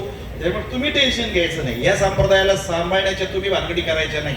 तुम्ही तुमचा तोल जाणार नाही याच्यासाठी नीट राहा आणि आलेल्या माणसाचे स्वागत करा. आणि आता हा पहिला जो दृष्टांत आहे ना, याच्यातच तुमच्यात बदल झाला तर झाला, नाही तर मग माझ्यासारखे 1000 महाराज जातील पण तुमचा काही निळ बसणार नाही. त्याच्यामुळे आपल्यात बदल करायचा, लोकात कशाला बदल करायचा? दुधाचं दही व्हायचं, आपलीच किंमत बदलती, आपली चव सोडून द्यायची. चव म्हणजे तुम्ही जे आता वागत आहा, बेचव झालेला आहे कार्यक्रम. आपली चव बदला, आपलं शरीर बदला, मस्त राहा, आनंदित राहा, फ्रेश राहा, बसण्याच्या जागा बदला. कुठेही बसत जाऊ नका, व्यवस्थित बसत जा, टाळ घ्यायचा, पुढे येऊन बसत जा, मृदंगावर बसत जा, विनय जागा बदला ना. आणि मग तुमचा काय बदलेल? हो, आता हे बी बोललं पाहिजे, झाकून तरी कशाला ठेवू? हे ज्यांनी चांगल्या चाली म्हणल्यात का, तयारी केली की यांना 2-2 माईक दिले, तर यांना बी माईक दिले. मग हे बाकीचे काय चोर आहे का, पापी आहे का, डाकू आहे? असं काहीच नाही ना. हे सगळ्यात निर्मळ आहे. पण समाज तसा राहिला नाही महाराज. ज्याच्या पुढे माईक आहे त्याला पाकिट देत आहे आणि यायला फक्त बुक्का नारळच देत. त्यामुळे लबाडाची दुनिया आली. म्हणा एकदा जशी ज्याची अवस्था. एक चाल म्हणतोय 5000 नेतय, 7 दिवस त्याला आवाज बसलाय, त्याला लोक म्हणते 1000 करून दिले. हैनादी लागू नका. म्हणा एकदा जशी ज्याची अवस्था. पाकिट भरायची असतील तर तयारी करा, अभ्यास करा, मोठे व्हा, स्वयंप्रकाशित व्हा. लोक बोलवतील तुम्हाला. काय तुमचं माझं काही कारण नाही येणे जाण्याचं. जशी ज्याची अवस्था. आता बघा, थांबायचं तर कुठंच नाहीये, कारण मूर्ती येणार आहे. त्याच्यामुळे याला प्रोसेस करत बसायची. हे लाडवा नाही हा. तुला एक भाकर खाल्ली लगेच झोपला आणि हा झोपू नको, काळ बसलेला आहे. हे मला भेळा सांगते की 9च्या पुढे जायचं नाही, पण ते बसणार आहे. पोटात मोठा यायला लागला की राहिलेली मोठं सांगू तरी इतक्या कमी वेळामध्ये. त्याच्यामुळे तुम्ही याला नादी नका लागू. याचा वापर करा, प्रोसेस करा याला. त्याला प्रोसेस असं म्हणतात. आणि प्रोसेस केल्यावर काय काय होतं बघा. आता मी दह्याला पण सोडणार नाही. खरं तर कीर्तन आत्ता सुरू झाले आणि ते अजून 2 तासाला संपन. आता राहिलेले अभंग आपण पुढच्या वर्षी, त्याच्या पुढच्या वर्षी, त्याच्या पुढच्या वर्षी घेऊ, कारण होतच नाही तेवढं. नाही तर मग तुम्हाला वच जेवावं लागेल. वेळ कमी असल्यामुळे असं खाऊन पळावं लागणार. त्याच्यामुळे माझी काही दही करून घेणार नाही. त्यामुळे तुम्ही काय करायचं, प्रोसेस करायचं. आणि आता कीर्तन सुरू झाले. तुकोबरायाच्या अभंगातले शब्द माझ्या माध्यमातून तुमच्या डोक्यारूपी गाडग्यात फिरणारे आहेत. आणि जर तुम्हाला हे विचार गाथ्यातले जर पॉझिटिव्ह वाटले तर मग उजव्या हाताना निघत त्याचं नाव आहे लोणी. शरीर अतिशय मऊ असते, चव एकदम बेस्ट, ठेवण्याची जागा स्टीलचा डब्बा आणि भाव 600 रुपये. माझा काय पण दोष नाही. पण तुम्हाला जर अभंगच कळाला नाही तर कीर्तनाचा तरी काय उपयोग आहे. मग तुमचं उलट फिरत दही. आणि जे काय असं उलट फिरलं की तुमच्या अंगातून निघन ताक, शरीर गुळूक पाणी, चव आंबटखट, बसण्याची जागा गाडगं मडकं, भाव फुकट. पुन्हा एकदा म्हणा, जशी ज्याची अवस्था. एकाच्याच पोटात लोणी आहे, एकाच्याच पोटात ताक आहे. तुम्हाला काय कळतं ते घ्या. मी गाडगं, मला काही घेणं देणं नाही. आता काढायचं तूप आपल्याला. कशातून काढू? ताकातून. म्हणून वाईटातून कधीच चांगलं होत नाही. काय करायचं असं त्याचा चांगल्यालाच त्रास द्यावा लागतो. मग त्या दह्या ताकाला, आपलं लोण्याला जेव्हा आपण जास्त त्रास दिला, म्हणजे त्याच्यातल्या पांढरेपणा जळाला की मग पांढरेपणा गेल्यावर त्याला येतो गोल्डन कलर, सोन्यासारखा रंग. शरीर अतिशय स्वादिष्ट, चव अमृताच्या समान, बसण्याची जागा काचेची भरणी, भाव 1000 रुपये लिटर. शहाणे माणसे तुम्ही, बघ रात्रभर सांगायची गरज नाही. तुमच्या डोळ्यात एकदा 2 गोष्टी मी सांगितल्या. 50 रुपये लिटरचं दही आणलं होतं. व्यवस्थितपणे जर त्याला प्रोसेस करता आलं तर त्याला 1000 रुपयाचं करता येतं. तसं माणसातच देव असतो, दुधातच ताप असतं, डोळ्यानं दिसत नाही, त्याला आयड्याने काढावं लागतं. तसा माणसाचाच देव होतो, गप बसल्यानं नाही. तो भजनातून असा हळूहळू काढून म्हणतो नवनीता पैसे वाया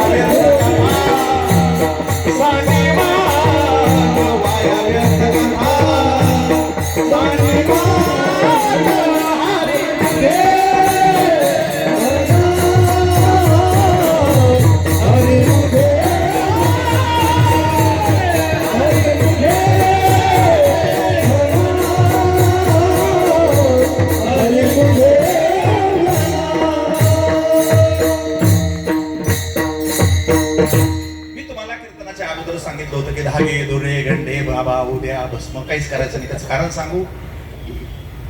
हरिमुखे म्हणा आणि पुण्याची गणना. म्हणजे लोकांना हे सांगा की गळ्यात माळ घाल आणि हरी हरी भजन कर, पंढरीच्या वाटेर हो. असल्या बाबाची दुकानं कधीच चालणार नाही. आलं का लक्षात? हरिमुखी गाथा.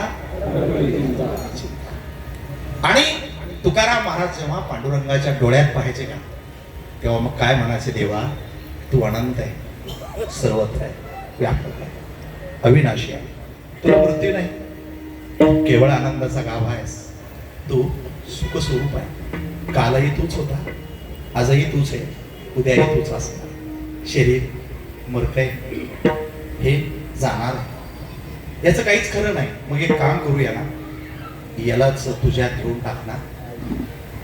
नदी वाहत असते तेव्हा ती दोन्ही तीरावरच्या झाडाला खूप ऐश्वर्य देते, पाणी देते. तिची इच्छा नसते तरी लोक घाण टाकतात, पण ती फक्त वाहते समुद्रात जाण्यासाठी. तेव्हा मी जगतो फक्त तुझ्यात येण्यासाठी. त्यासाठी मला असं कर, अभंगाच्या पैकी ऐसी दशा येईल माझे, ऐसी दशा येईल माझे.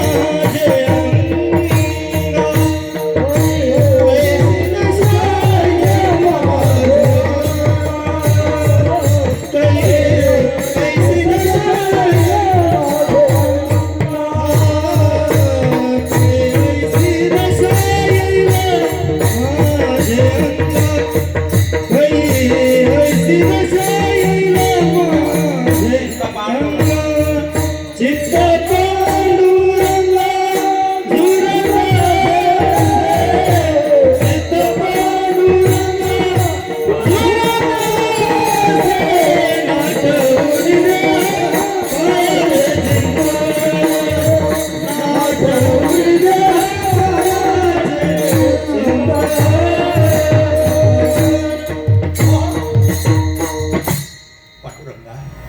मलाही तुझ्यासारखंच व्हायचं. तुम्ही नाही का शेजारीच्या शेजारी बसले कुणाच्या आधी, मग तुम्हाला नाही का गांजा शेजारी बसल्यावर गांजा प्यावा वाटतो, तंबाखूच्या शेजारी बसल्यावर तंबाखू खावा वाटते, पैशावाल्याच्या शेजारी बसल्यावर पैशावाला व्हावं वाटतं. तसं या मंडपात बसल्यावर देवावासारखं व्हावं असं वाटलं पाहिजे. नका देवासारखे हो, पण निदान माणसासारखे तरी व्हा. बस झाला आपलं पुढं, नंतर पाहू आपण जशी ज्याची अवस्था. हो, आता तुकाराम महाराजांनी पायाचं चिंतन केलं. पाय या शब्दाचा अर्थ फाउंडेशन होतो, मुळातलं चिंतन. अविनाशी आहे, परब्रह्म आहे, मुळातलं चिंतन. आता दुसरं चिंतन आपल्या पायाचं सांगायचं आणि ते समजून आपल्याला पुढे जायचं. चला, विठोबाच्या पायाची महती वेगळी आहे, विठोबाच्या शेल्याची महती वेगळी आहे, पुण्य वेगळं आहे. गळ्यात जो तुळशीचा हार घातला ना, त्याचं चिंतन केलं की त्याचं पुण्य वेगळं आहे. त्याच्या कानात ज्या मासोळ्या आहेत ना, त्याचं चिंतन वेगळं आहे. त्याने जे कटेवर हात ठेवले त्याचं जर चिंतन केलं तर त्याचं फळ वेगळं आहे, त्याच्या मुकुटाचं फळ वेगळं आहे, त्याच्या गंधाचं फळ वेगळं आहे, त्याचं सगळी फळं वेगळी वेगळी आहेत. भवसागर तरता कार्य करी तसा चिंता, याचे पायी घाला मिठी, बोलणे घे जगजेठी, भावा एकासाठी. असा हा गोड आहे. ती सगळी जर तुम्हाला सगळी लक्षणाची पुण्य ऐकायची असेल तर मला परत बोलावं लागेल. सुंदर ते ध्यान, हो त्याच्यात आहे ते सगळं चिंतन. आता आपण फक्त पायाचं पाहू. चला, पायाचं का पाहू, जाऊ द्या. इमारत पक्की करायची असल्यास मजबूत काय करावं लागतं, तुम्हीच बोला. आता पाया करावा. पाया कच्चा असला तर इमारत राहील का? मग आपले विचार जर चांगले नसले तर गळ्यातली माळ राहील का? येतं का नाही भजनावर? तुमचं टाळी वाजून भजन का होत नाही? पाया कच्चा आहे ना. नको तितकं बोलतोय, बडबड करतोय, फक्त विठ्ठल विठ्ठल करीत नाही. स्ट्रक्चर चुकीचं आहे ना, त्याच्यात बरोबर मटेरियल नाहीये. चला, तुम्ही चालत कशाने आले, बसले कशावर, घरी कशाने जाणार आहे? बरं, कीर्तन आवडल्यावर तुम्ही असं म्हणणार आहे का, महाराज तुमचं डोकं लावा आमच्या घराला, तुमचे पाय लावा आमच्या घराला. बरं, शहाणे माणसं काय म्हणते, लात मारीत तिथं. जिद्दी माणसं काय म्हणते, मी लात बी मारणार नाही, पाया बी पडणार नाही. वारकरी एकमेकाच्या डोक्याला डोकं हाणतात का पाया पडतात? मुलगी पाहायला गेल्यावर जुन्या काळातले माणसं सांगायचे तिचे काय पाहुणी, आता तोंड पाहुणे ते फारकत आहे का? राम वनवासाला गेल्यावर भरताना कशाची पूजा केली? आपण वारकरी संप्रदायाची लोक माऊली तुकोबारांच्या पालखीत काय घेऊन जातो, म्हणजे पायात काहीतरी गडबड आहे. आता याच्यातले काही काही लोक अशी शंका घेते ना, महाराज स्वतःच्या पाय पडासाठी पायाचं महत्व सांगते. काय वेडेपणा आहे. अरे, हजारो वर्षाची म्हणे बाळाचे पाय, अशी कुठं म्हणे बाळाची ढेरी पाळण्यात दिसते, बाळाची भोगी पाळण्यात दिसते, बाळाचं डोकं पाळण्यात दिसते. म्हातारीला काहीतरी वेगळं वाटलं असेल ना, म्हणून ती काय म्हणली बाळाचे पाय. हा, तर चला आता पायात काय गडबड असते पटकन सांगतो तुम्हाला. हाताला जास्त जीव लावायचा नाही, पायाला सांभाळून राहायचं आपल्या. कुणी म्हणते आपले पाय वाईट पडले नाही ना, ताकद नाही पुण्या माणसाची तुम्हाला बोलायची. म्हणून अभंग असो, भावगीता असो, लोकांनी पायाचंच वर्णन केले. गात्याची सुरुवात पायानं झालेली आहे, समचरण. आणि मधामध्ये 500 वेळा तुकाराम महाराज पायाकडे गेले आणि गात्याचा शेवट पायात केला. तुका म्हणे आता उदार तू होई मज ठेवी पायी. तू पायी शब्द करून गाथा समाप्त केला. मग अशी जर पायाची ताकद असेल तर पायात नेमकं तुमच्या काय माहिती आहे का, हे डोकं तयार केलं, शरीर तयार केलं आणि शेवटी बनवणाऱ्या ब्रह्मदेवानं त्याच्या पायामध्ये त्याच्या कर्मानुसार शिक्का मारतो. हा मूर्तिलोक आहे. इथं कोणीच कोणाचं दैव बदलू शकत नाही. 4 पोरं असले ते, एक कलेक्टर असतो, एक शिक्षक असतो, एक दारू पेलेला असतो, एक चोर असतो. जशी ज्याची अवस्था, माय एक आहे, बाप एक आहे, रक्त एक आहे, घर एक आहे, जात एक आहे, पण बदल काही एक झाला नाही. चला, ओके. मग आता हे वेगळे वेगळे जर असतील तर मग आता आपणच चिंतन करायचं. पण देव काय करतो, त्याच्या कर्मानुसार त्याच्या पायात शिक्का टाकतो. म्हणून आपण दारात गेल्यावर लोक आपले पाय पूजितात, पायाचं दर्शन घेतात, कारण हे पाय चांगले आहे. चला, आता पायात शिक्का असतो म्हणजे नेमकं काय असतं, तर टाचेच्या आणि पंजाच्या मधात देव असा एक शिक्का मारतो, त्याला खड्डा असं म्हणतात. ज्याच्या पायाला जास्त खड्डा आहे त्याचं आरोग्य जास्त असतं, त्याचं आयुष्य जास्त असतं, त्याला पैसे जास्त असते, त्याला लेकरं बाळ जास्त असतील आणि तो जास्त दिवस जगतो. त्याला म्हणतात बाळाचे पाय पाळण्यात दिसतात. आता बरेच माणसं, बऱ्याच महिला आपापले पाय चापून पाहायला लागले, ते तुमच्या पायाला खटे नाही. तुमच्या पायाला जेवढे माणसं घरी आले, हे सकाळी 6ला गेले की रात्री 10लाच घरी, त्यांना वनवन फिरावं लागतं. म्हणून आपल्याला खड्डे आहेत, फक्त कसे खड्डे येतं, पैसा आला गेला, पैसा आला. तुम्ही 5 मिनिटं तरी एका जागेवर राहता का? कुठं नाही, माणसं फिरतच राहते, जत्रात फिरतो, वारीत मी फिरत राहते. हे कोणाचं कीर्तन आहे, हे कोणाचा पडे, हे कोण महाराज आहे, हे कोण. अरे तू शांत हो ना. हे जगातलं कुठं मटेरियल थांबत असतं, काही पहिल्यापासून असंच राहत असतं. म्हणून ज्याच्या पायाला खड्डा जास्त त्याच्याकडे पैसे जास्त, ज्याचा खड्डा कमी त्याच्याकडे पैसे येतात, फक्त राहत नाही. आणि ज्या पायाला खड्डा नसतो, ती बाई असो का माणूस, ते पाय असा सरसपाट असतो. आणि सपाट पायाचा माणूस आणि बाई जर पाठीवर नेली, एसटी येत नाही त्या दिवशी.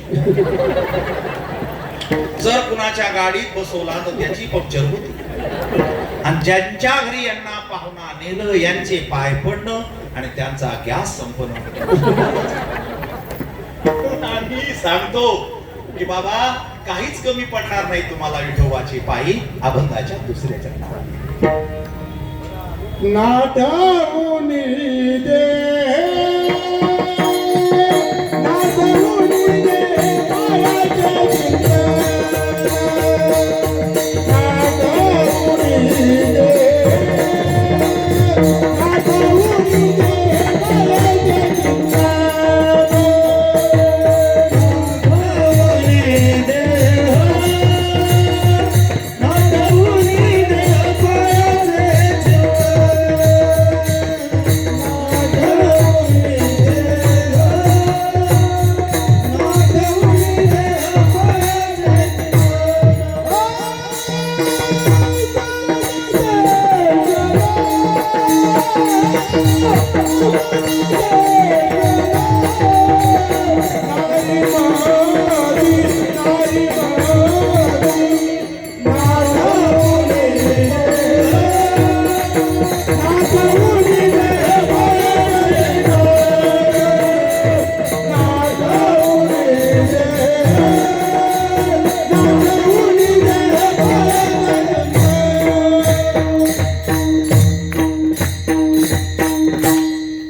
पायाचे बऱ्याचशा गोष्टी तुम्हाला सांगू शकत नाही. तुम्ही जर ध्यान केलं डोळे बंद करून तर पायाचं करा, तर तुमच्या बॉडीमध्ये फिलिंग वेगळं येणार. तुम्ही कोणाच्या पोटाचं चिंतन करा, इंद्रियाचं चिंतन करा, त्याच्या हाताचं चिंतन करा, शिवाजी महाराजाच्या तलवारीचं ध्यान करा, तुमच्या डोक्यात वेगळे वेगळे परिणाम. तुम्ही एखाद्या मुलीचं ध्यान करा, तुमच्या फिलिंग वेगळ्या येते. टच स्क्रीन आहे हे बघा. आपल्या लेकराने आईच्या अंगाला हात लावला की तिला प्रेमाची फिलिंग येते, दूध येतं, माया येते, थांबरे बाळा. आणि माया ती इतकी वेळी होते की बस स्टँड असेल, गर्दी असेल, लोक असेल तरी ती पदर घेऊन त्याला वाचते. ध्यानात ठेवा. लेकराने हात लावला, प्रेम तयार झालं. पण मग नवऱ्याने हात लावला तर वासना तयार झाली. गावातल्या माणसाने हात लागला तर पाप लागलं. आणि डॉक्टरने हात लावला तर 1000 रुपये बिल आलं. झालं बसन का नाराज आता? जशी ज्याची अवस्था. लेकराने हात लावला तिला दूध आलं, नवऱ्याने हात लावला प्रेमाच्या फिलिंग आल्या, गावातल्या माणसाने हात लावला त्याचे हात पाय तोडले, डॉक्टरने हात लावला 1000 रुपये बिल घेतलं. म्हणून पाप पुण्य असा काही कार्यक्रम नाही. तुमची जशी वासना असेल तसं तुमचं फळ असेल. म्हणून आम्ही पायाचं चिंतन करतो आणि शरीराला विसरत जातो. आम्हाला कळत नाही. रात्र न कळे, दिवस न कळे, थोडासा बेस. अंगे खेळे दैवत हे दिन रजनी, हाची धंदा गोविंदाचे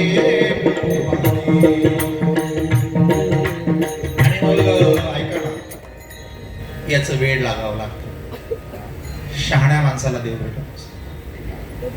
जे माणसं ज्ञानी आहे ना त्यांना प्रेम नसतं, आणि जे राजकारणी आहे ना त्यांना काळीज नसतं. बोललं पाहिजे तसं. काळीज असतं तर एवढं युद्ध पेटलं असतं का? एवढी माणसं मरायला लागली, रोज सैन्य मारायला लागली, त्याला काय नाही ना, काळीज नाही ना. आणि जी माणसं ज्ञानी असतात ना, अहंकारी, त्यांना प्रेम नसतं. ते सातत्यानं दुसऱ्याचा अपमान कसा करता येईल एवढ्यावर टपलेले असतात. मग तुमचा काय कार्यक्रम आहे? तर बाबा हो, 40 वर्ष झाली हा मंडप राजकारणावर चालला नाही, जातीवर चालला नाही, धर्मावर चालला नाही, माणुसकीवर चालला नाही, संसारावर चालला नाही. हा केवळ श्रद्धेमुळे चालला. कशामुळे चालला? हो, लोकांची भावना आहे. मी बघितलं सकाळी आल्या आल्या ज्ञानेश्वरीचं पूजन चालू होतं. केवढ्या तरी महिला ज्ञानेश्वरीची पूजा करत होत्या. खूपच वातावरण झालं.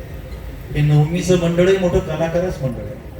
मला एकादशीची मंडळं माहिती होती राज्यात, द्वादशीची मंडळं माहिती होती, पौर्णिमेची मंडळं माहिती होती, पण नवमीचं मंडळ पहिल्यांदाच माहित झालं. आणि नवमीचं मंडळ पुन्हा रामाच्या ठिकाणी असल्यामुळं रामनवमीला ते पावलं. त्याच्यामुळे हे नुसतं नवमीचं मंडळ 40 वर्षे नाही तर चंद्र सूर्य आहे तोपर्यंत तुम्हाला समाधान देत राहील. त्या मंडळाचं काम एवढं मोठं आहे. आणि म्हणून प्रकाश महाराज, मी तुम्हाला जास्त धन्यवाद देणार आहे, कारण आम्ही कीर्तन रोज करत असतो, पण ज्या ठिकाणी श्री रामचंद्र प्रभू येऊन गेलेले आहे आणि 125 वर्षाची परंपरा जिथे आहे तिथे तुम्ही मला सेवा करायला दिल्याबद्दल मी आजन्म तुमच्या असणार ऋणामध्ये राहील. आणि या कार्यक्रमाचं मला स्मरण आहे. आपला वेळ संपलेला आहे. तुम्ही म्हणसाल महाराज तुम्ही महाराज आहे, तुम्हाला गाथा वगैरे माहिती आहे. मी साधी बाई आहे, साधा माणूस आहे. मला भेटेल का हो तुमचा पांडुरंग? हो, माझा पांडुरंग खूपच गोड आहे. तो तुमचं खातं चेक करत नाही, तुमच्यावर किती कर्ज आहे ते तुमचं नेचर बघत नाही, तो तुमचा फक्त भाव बघतो. काय बघतो? हो, हा असं काही बघत नाही. मी सांगितलेलं तुमचा तो बाई माणूस काळा गोरा पैशावाला शहाणा अक्कलवाला असं काहीच बघत नाही. फक्त त्याला भाव असावा लागतो. आणि शरीरामध्ये भाव 8 तयार होतात. आपल्याकडे वेळ नाही. त्याला अष्ट सात्विक भाव होतात आणि ते अष्ट सात्विक भाव पुढच्या वर्षी आपण कीर्तनात निर्माण करू. शरीरात अष्ट भाव सात्विक भाव तयार झाले, देव दगडातून बाहेर होतो. नामदेवासाठी नाही आले, प्रल्हादासाठी नाही आले, सावता बाबासाठी नाही आले, मग तुमच्यासाठी बी येईल माझा बाप. फक्त तुम्हाला तिथपर्यंत OTP तुमचा गेला पाहिजे. आता शेवटचा दृष्टांत ऐकायचा. तुम्हाला जमन का हे? हो. तुम्हाला जमन का? हो, तुम्हाला जमन. तुम्हाला जमन? तुम्हाला बी जमन. तुम्हाला जमन? तुम्हाला बी जमन. पांडुरंग भेट तुम्हाला दे, तुम्हाला पण दे, तुम्हाला पण दे, तुम्हाला पण दे, तुम्हाला पण दे. तुम्हाला सगळ्याला माझा विठ्ठल सहज भेटेल. त्यासाठी काय करावं लागेल माहिती तुम्हाला? हा दृष्टांत ध्यान देऊन ऐकावं लागेल. एक भिकाऱ्याची पोरगी होती भिकाऱ्याची, पण तिच्या मागच्या जन्माची काय अशी पुण्य होती की ती भिकाऱ्याच्या पोटी जन्माला आली, पण सर्वांग सुंदर जन्माला आली. सर्वांग सुंदर म्हणजे आपले काहीच अंग सुंदर आहेत, काही अंग बेढवे, त्याच्यामुळे आपल्याला झाकून घ्यावं लागतं. सर्वांग सुंदर बालपणी असतं आपलं, कपडे नसते, कुणी नसतो, तरी कुणी उचलून घेतो, पप्पी घेतो, बिस्किट घेतो, घालाला हात लावतो, सोन्या त्याला सर्वांग सुंदर म्हणतात. आता इतके सगळे कपडे घातले तरी कुत्र पाहिजे ना आपल्याकडे, आपल्या गालाला हात लावला तर वारखानाच बघतो. तसलं काय, आपली जशी ज्याची अवस्था तशी त्याची अवस्था. पाळण्यात घालून झोका देणारी माणसं, वारकाशिवाय आता गालाला कोणी हात लावित नाही. माझा तुमचा काही दोष नाही. त्याच्यामुळे मी तुम्हाला लय महत्वाच्या गोष्टी सांगून चाललो, कारण माणसाचं जे शरीर असतं ना आणि त्याच्यात जे सौंदर्य असतं ना ते पावडरमध्ये, क्रीममध्ये, साबणामध्ये, फेसवॉशमध्ये, हेअर डाय केल्यानं ते कशानंच येत नसतं. फक्त तुम्हाला पोटातलं सांगून जातो, पोटात शांतता आली की चेहरा समाधानी होतो. या देवानं काय केलं, या बेबीचे 2 वायर, एक वायर पॉझिटिव्ह झाला तर या गालाला जोडलं आणि निगेटिव्ह झाला तर या गालाला जोडलं. हे तुमचे जे चेहरे आहे ना, हे इथं जसे विचारित की का तशी वर हालत राहते तसे.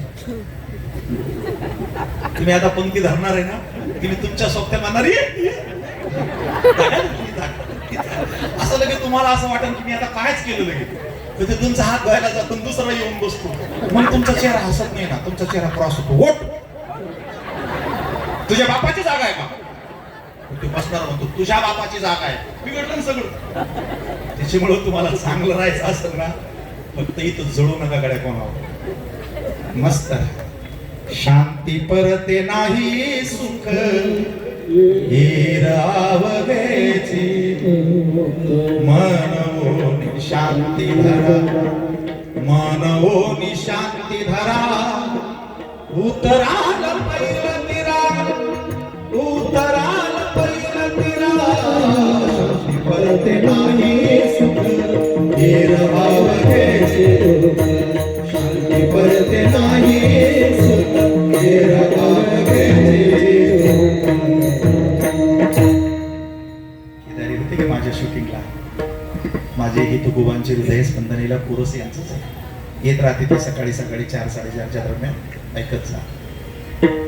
तर काय सांगितलं तुम्हाला माहिती आहे का? लय बाबा येत असतील कीर्तन सांगत असतील, तुम्ही फक्त जळू नका कोणा. हसत राहा, चेहरा हसत राहील. कोणी कोणाला लाखात पैसे देत नसतं. प्रेम द्या, प्रेम घ्या, मस्त राहा. त्याच्यामुळे आजपासून कोण भजण्या तो काय शिकला आणि मला मान जाऊ दे, आज तुला उद्या मला परवा होत राहील. पण विशेष करून तुमच्या कुठले असतंय सगळ्या अंगानं सजून यायचं, पण एखाद्या बाईने ती चांगली साडी जरी घातली शेजारी बसली तुला काय करायचं? तिच्या नवऱ्यानं घेतली, तुझ्या नवऱ्याला सांग तू तिच्यापेक्षा भारी घे. आणि मग ती शेजारी बसली उठून जाऊस तर तिचं तोंड चांगलंच होत नाही. याला म्हणते जळजळ, त्याला म्हणतात तळमळ, तळातच मळ झाला. त्याच्यामुळे चांगलं कोण असतं माहितीये का? फाळ डक असावं, फक्त मन निर्मळ असावं, लय देखणं असतं, लय सुंदर. काळ्या काळ्या माणसाची बी गाणी आले साहेब सकाळी सांगेन काल्याच्या कीर्तनात, आता आपल्याकडे वेळ नाही. तर ती पोरगी भिकाऱ्याच्या पोटी जन्माला आली, पण अशी देखणी महाराज रस्त्यानं चालली की लोक तिच्याकडे पाहायचे. गजगामिनी. चालणं सुद्धा माणसाचं ढंगात असलं पाहिजे, कुत्र्यावाणी नाही. वजन भात चाललं पाहिजे, हात दंड छाती. सभेत आला कीर्तनाला सगळ्या माणसाला नमस्कार करून व्यवस्थित असंच वाघावानी बसू जाऊ, कुत्र्याच्या पिलावानी बसू जाऊ नये. गुडघेवर मुंडकं खाली घातलेलं, जी बाहेर काढेल असलं बसू जाऊ नये. खाऊन पिऊन स्ट्रॉंग असा, दंड मोठे असा. कुणाच्या दुकानापुढे उभा राहिला तर त्यानं 2-3 वर्ष उधारी मागू नये. काय गरज आहे का? काही गरज आहे का या काळामध्ये? आपण आपलं छान असतं. त्यामुळे ती पोरगी इतकी सुंदर आणि पोरगी भिकाऱ्याची. एका पायात एक चप्पल, एका पायात एक चप्पल, फ्रॉक एकाचा, हे प्रकर एकाच. अरे ते कधी तेल नाही, साबण नाही, कांगवा नाही. बरं रस्त्यानं काठी चालली ना, लोक म्हणायची कुणाची हो, कुणाची कळत नाही, पण लई देखणी हो. अरे बोलता बोलता ती 14-15 वर्षाची झाली. आणि एके दिवशी जुन्या काळामध्ये सरपणाच्या खाड्या असतात ना चुलीला, त्या घेऊन 5-6 जणी अशा पांदेनं येत होत्या रस्त्यानं, आणि मागून 4 चाकी गाडी आली. तर पोरीची जात घाबरली, बाई आपल्याला धक्का लागल म्हणून. इकडून 2-3 पोरी उभी राहिल्या, इकडून 2-3 पोरी उभी राहिल्या. तर ही कशी उभी राहिली माहितीये का? अशी तिरपी उभी राहिली, जरासं जागा होती. एक हात तो काड्याला लावला पडू नये म्हणून, आणि दुसरा हात तिने असा फ्रॉकला लावला का ते जगा फाटलेला होता. आणि बारीक केविलवाणी तोंडानं त्या गाडीवाल्याकडे पाहत होती की लवकर काढ तुझी गाडी इथून. आता ते गाडीवालं होते का राजाचं पोरग, ती गेलं होतं नांदेडला पोरगी पाहायला. आता ती नाही आवडली त्याला, हे डोळे याला मोरूस तर कोण आवडन, कोण दिसन, कोण मनात घुसन, याची तर काही शेवट लोक गॅरंटी नाही. त्याला ती पोरगी आवडली, त्यानं ब्रेक केली गाडी, काच खाली केला, काचाच्या बाहेर तोंड काढलं, 3दा निहाळून पाहिलं. त्याच्या की डोक्यात मनात बसली, देखी याला डोळा लाचावले मन लागली शे गोडी. ते म्हणलं काय नाव आहे तुझं? ती म्हणली सजी. कोणाचे? झोपडपट्टीतल्या गोविंद्याची. कलाकार पोरग ते घरी निघून गेलो. जसं गाडीतून तुला मम्मी सुना आणली तुला, पण प्रॉमिस. ती म्हणली बोल. लय नवसान झाला, एकुलता एक. काय पाहिजे तुला? ते म्हणला ती नांदेडची पोरगी नाही आवडली मम्मी मला. मग आपल्या गावात झोपडपट्टीत गोविंदा नावाचा भिकारी, त्याला सजी नावाची पोरगी लाखात एक देखणी करीन तर तिच्या बरोबर लग्न करेन, नाही तर जय श्रीराम जय हनुमान मरुस्तो ब्रह्मचारी. ती म्हणली मेल्या, राजाच्या पोटी जन्माला आला, भिकाऱ्याच्या पोरी पास करतोस. ते म्हणला कीर्तन आहे, जशी ज्याची अवस्था तशी त्याची. खोलीत गेलं, कडी लावून बसलं. ते राणी घाबरली, म्हणली मरायचं, फाशी बिशी घेऊन नवऱ्याला करून घेतलं. बघा तुमचा देवटा काय वळण लावलं त्याला. नांदेडला गेला राजाची पोरगी पाहायला, झोपडपट्टीतली पोरगी पास करून आला. राजा म्हणला जमाना बदलला आहे, सगळे ध्यानात ठेवा बरं का माझा शब्द. जमाना बदलला. भजनाला कोणावर धावू नका, हरिपाठाला धावू नका, अपमान करू नका. कालाय तस्मै नमः. तुम्ही एवढे आमच्या जवळ बसले, मला अशी फिलिंग होती देवा, यांच्या मायबापाने यांच्यावर संस्कार केले म्हणून या वयात तुमच्यासारखी माणसं आमच्या जवळ बसली. ही 24 तास नेटवरची मुलं 50 वर्षानंतर महाराज कळल त्याला का? त्याला तो बुद्धूच कळेल का? तो येईल का आमच्याकडे? तो भजन म्हणेल का? म्हणून हे जे गाते ना, वाजवते ना, याला लय मान देत चला, कारण आपली संख्या कमी होत. त्यामुळे ते म्हणला जमाना बदलला राणी, काय करायचं आपल्याला? मेलं तर आपलं मरण. प्रेम आंधळं असतं, ते कसं माझ्याकडे नाही ठेवला. राजा माणूस टोप काढून ठेवला, पोराजवळ बसला. काय रे बाबा? पप्पा मी पाहिजे का तुम्हाला? एकुलता आहे की बाबा, लय नवसाचा पाहिजे. मग झोपडपट्टीचा गोविंदा नावाचा भिकारी, त्याला सजी नावाची पोरगी लाखात एक देखणी आहे, करीन तर तिच्या बरोबर लग्न करीन, नाही तर पप्पा सकाळी पप्प्या घ्यायला मला जाऊ नको. राजाची कर का झोपडपट्टीची कर, मला काय करायचं? 5-6 शिपाई घेतले. राजाचा चेहरा पडला, राणीचं तोंड पडलं, आणि राजाची स्वारी मंत्रालयात नाही तर चक्क झोपडपट्टीत गेली. तिथं 5-6 माणसं पत्त्याचा डाव खेळत होती. गोविंदा टावेलवर होता, बन्यानीवर होता, कानात पिढी होती, हातात पत्त्याचा डाव होता. जशी ज्याची अवस्था तशी त्याची अवस्था. राजाला पाहिल्यावर पत्ती फेकून दिले. कोण राहिलं? ताड करून उडालं. बोले सरकार मला मला गोविंदा म्हणतात. निरोप द्यायचा असता दरबारात हजर झाला असतो की. किती पोरं आहे तुला? मला मुलगा नाही सरकार. पोरी किती आहे? एकच आहे माझा. पण त्याला जे लक्षात आलं काहीतरी गडबड झाली. खाली बसल्यावर पाय दाबायला लागलं. सरकार माफ करा, माझं बाळ तुमच्या बागेत आलं का? तुमच्या राजमहालात आलं का? काही नुकसान केलं का? खडा मारला का कशाला? सॉरी सरकार, माफ करा मला. मला त्याला पाहायचंय. पोटात नोटा झाला. अरे बापरे, काहीतरी चुकलं आपल्या बाळाचं. आता काही बरी गत नाही. राजाला आणि बायकोला राग येऊ नये. लय बेकार. बायकोला राग आला कसला, महाराज असो, पंडित असो, विद्वान असो, डोळे वाटले घालीन लोटा अंगडबंदी डोळ्या.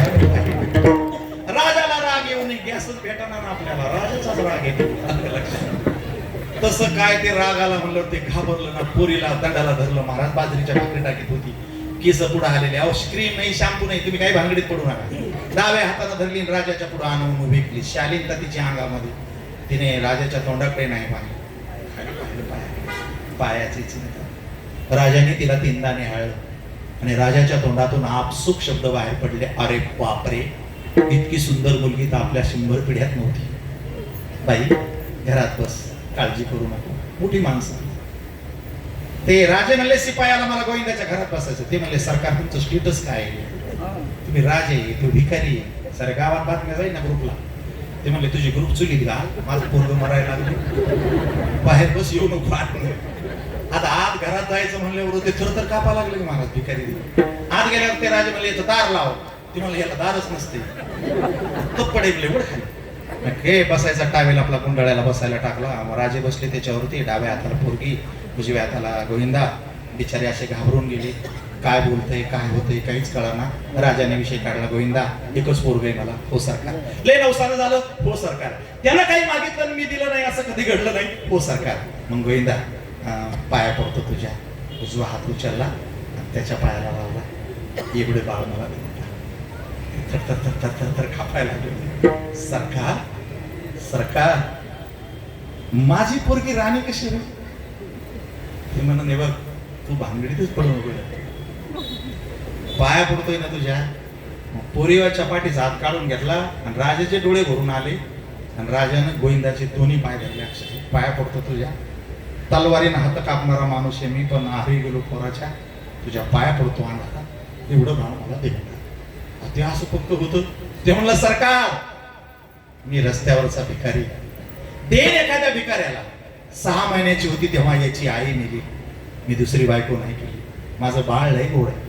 मी तिच्या तोंडाकडे पाहतो सरकार. 4 घरी भीक मागतो आणि तिला जगवतो. करीन तिचं लग्न. पण मला हे समजत नाही की रस्त्यावरच्या भिकाऱ्याची पोरगी राणी कशी होईल. म्हणलो गोविंदा तुझ्या पायावर डोकं ठेवतो. तू काही मागू नको मला. गप्प बस नुसती हो म्हण. ती मला सरकार मला काही समजत नाही. ते मला तू समजूनच घेऊ नको. हे समजून घेण्याच्या पलीकडे तिकडे नका पाहू. तुम्ही लय भानगडीतच पडू नका. नादीत लागू नका. हे डोकं लावू नका याला. फक्त हो म्हणा, माळ घाला, भजन करा, काम झालं तुमचं. दिली म्हणल्याबरोबर राजा घरी आले. आपल्याकडे वेळ नाही. मीटिंग घेतली. म्हणले भाऊ वेळ संपला, मला पोराचं लग्न करायचंय. हिवाई माझा रस्त्यावरचा भिकारी. एकट्या भिकाऱ्याचं घर बांधून जमणार नाही. सगळ्याच भिकाऱ्याचे घर आरशीशील करा. म्हणून सगळ्यात महाराजाचे बंगले झाले. इकडचे तिकडचे सगळे गाणारे वाजवणारे सगळे पकडून पुण्याला द्या. याची 3-3 मजली घरं करा. याला एशी बिशी सगळं बसून द्या. रस्ते झाडं लावा रेडी. मला वेळ नाहीये आता. माझं वेळ संपलेली आहे. मंडप टाका यांचा. सिस्टीम लावा फारी. पत्रिका छापल्या अमेरिकेत. त्याला लावला सोन्याचा तोरा. दागिने भरले देशाविदेशात. पैंजण घेतले जपानमध्ये. कपडे भरले हाँगकाँग मध्ये. आणि इतकी सुंदर पोरगी. लग्न लागलं मग सजली. पाया पडली. मारुतीच्या वाट लावायची. मग ती कशी दिसत असं चंद्राची कोर. आणि मग तिच्या सोबतीने जमा झाल्या पिंकी, फटी, वंशा, गाध्या, रोड, तक्क्या, सतरंजा. भिकारी त्या सगळ्या पोरी पाहिल्या. आणि त्या आल्या हातीजवळ. म्हणते बाई बाई बाईचा काय थाट चालला. दुसरी म्हणती आपल्या मुष्टीवर जगली. हिला चप्पल कधी पाहायला भेटली नाही. एवढी मोठी कशी झाली. दुसरी म्हणती बाई पोलीस किती बघा ना. तिचा काय थाट चालला. माकडीनीचा. सोबतीने द्या. एक जण म्हणली नवरा मला काय ग. सरकार माझ्या मैत्रिणी आहे. अरे जा मग, वेळ येत नसती, उतर खाली. आणि ऐका ना महाराज, तिला उतरायचं तर 4 शिपायांना हात लावले. बायको कुणाची? जशी ज्याची अवस्था. हो, हळूच तिला उजवा पाय टाकला, मग दुसरे पाय लावले 4 शिपायांना, मग पुन्हा 4 शिपायांना, 12 शिपायांना पाय टाकले. पोरगी लँडिंग झाली. खाली उतरल्याच्या नंतर सगळ्या पोरीने मिठी मारल्या तिला. एवढी मोठी झाली, अंगाला कपडे भेटले नाही, आमचं उष्ट खाल्लं, पायाला चप्पल भेटली. हे केलं, तिची ओढणी घेतली ना, अशी अंगावर टाकून पाहिली म्हणे, बाई बाई बाई बाई बाई रत्नाची एवढी मोठी कशी का झाली? ती म्हणे, पानेगावकर महाराजाचं कीर्तन ऐकलं होतं, जशी ज्याची अवस्था. विठोबा रखुमाई, विठोबा रखुमाई, टाळे टाळे आवाज. विठोबा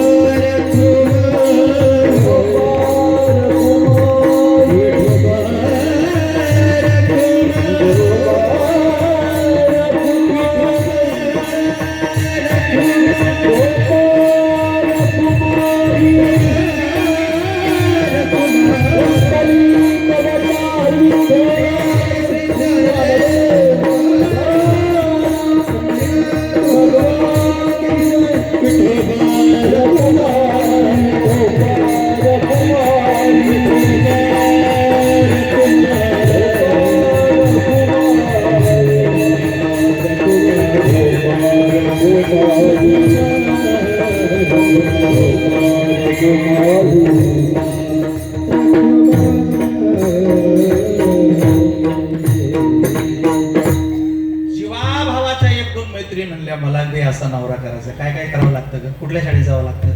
ती म्हणली, कुठल्या शाळेत जावं लागत नाही, काही करावं लागत नाही. मग तुला एवढा मोठा चांगला नवरा कसा भेटला? ती म्हणली, काहीच नाही, मी आतून बाहेरून निर्मळ होते, दिसायला चांगली होते, चांगल्याची चांगल्यावर नजर जाती, चोट्ट्याची चपलावर जाती, जशी ज्याची अवस्था.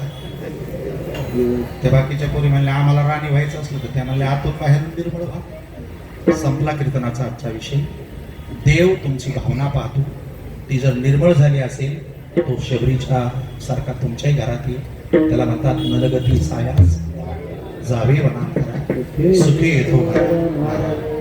आपण सर्वजणांनी अतिशय शांत चित्ताने तुकोबांची हृदयस्पंदने ऐकून घेतली.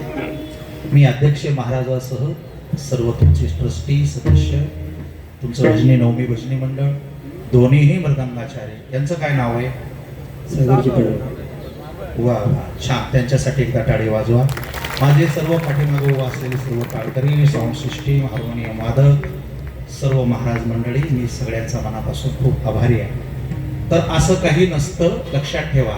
आपण चांगले झालो की देवाला आवडतं, आणि देवाचे आवडते झालो की जग आपल्यावर कृपा करतं. देव जोडे तरी जग अवघे कृपा करे.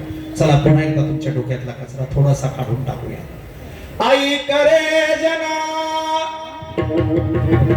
तुझ्या स्वहिताच्या खुना, पंढरीचा राणा मना माझी स्मरावा, पंढरीचा राणा मना माझी स्मरावा. मग कैचे रे मंगल वाचे गाताना, भव सिंधू तो जा इथि तिरी सरे. आई करे जना तुझ्या सोहिताच्या खुना, पंढरीचा राणा मना माझी स्मरावा, पंढरीचा राणा मना माझी स्मरावा.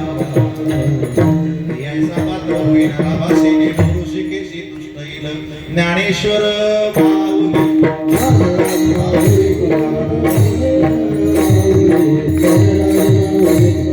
ज्ञानेश्वर माऊली,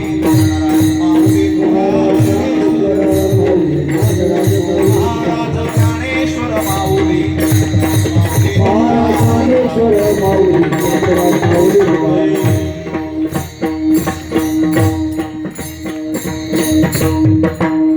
विठ्ठल जय जय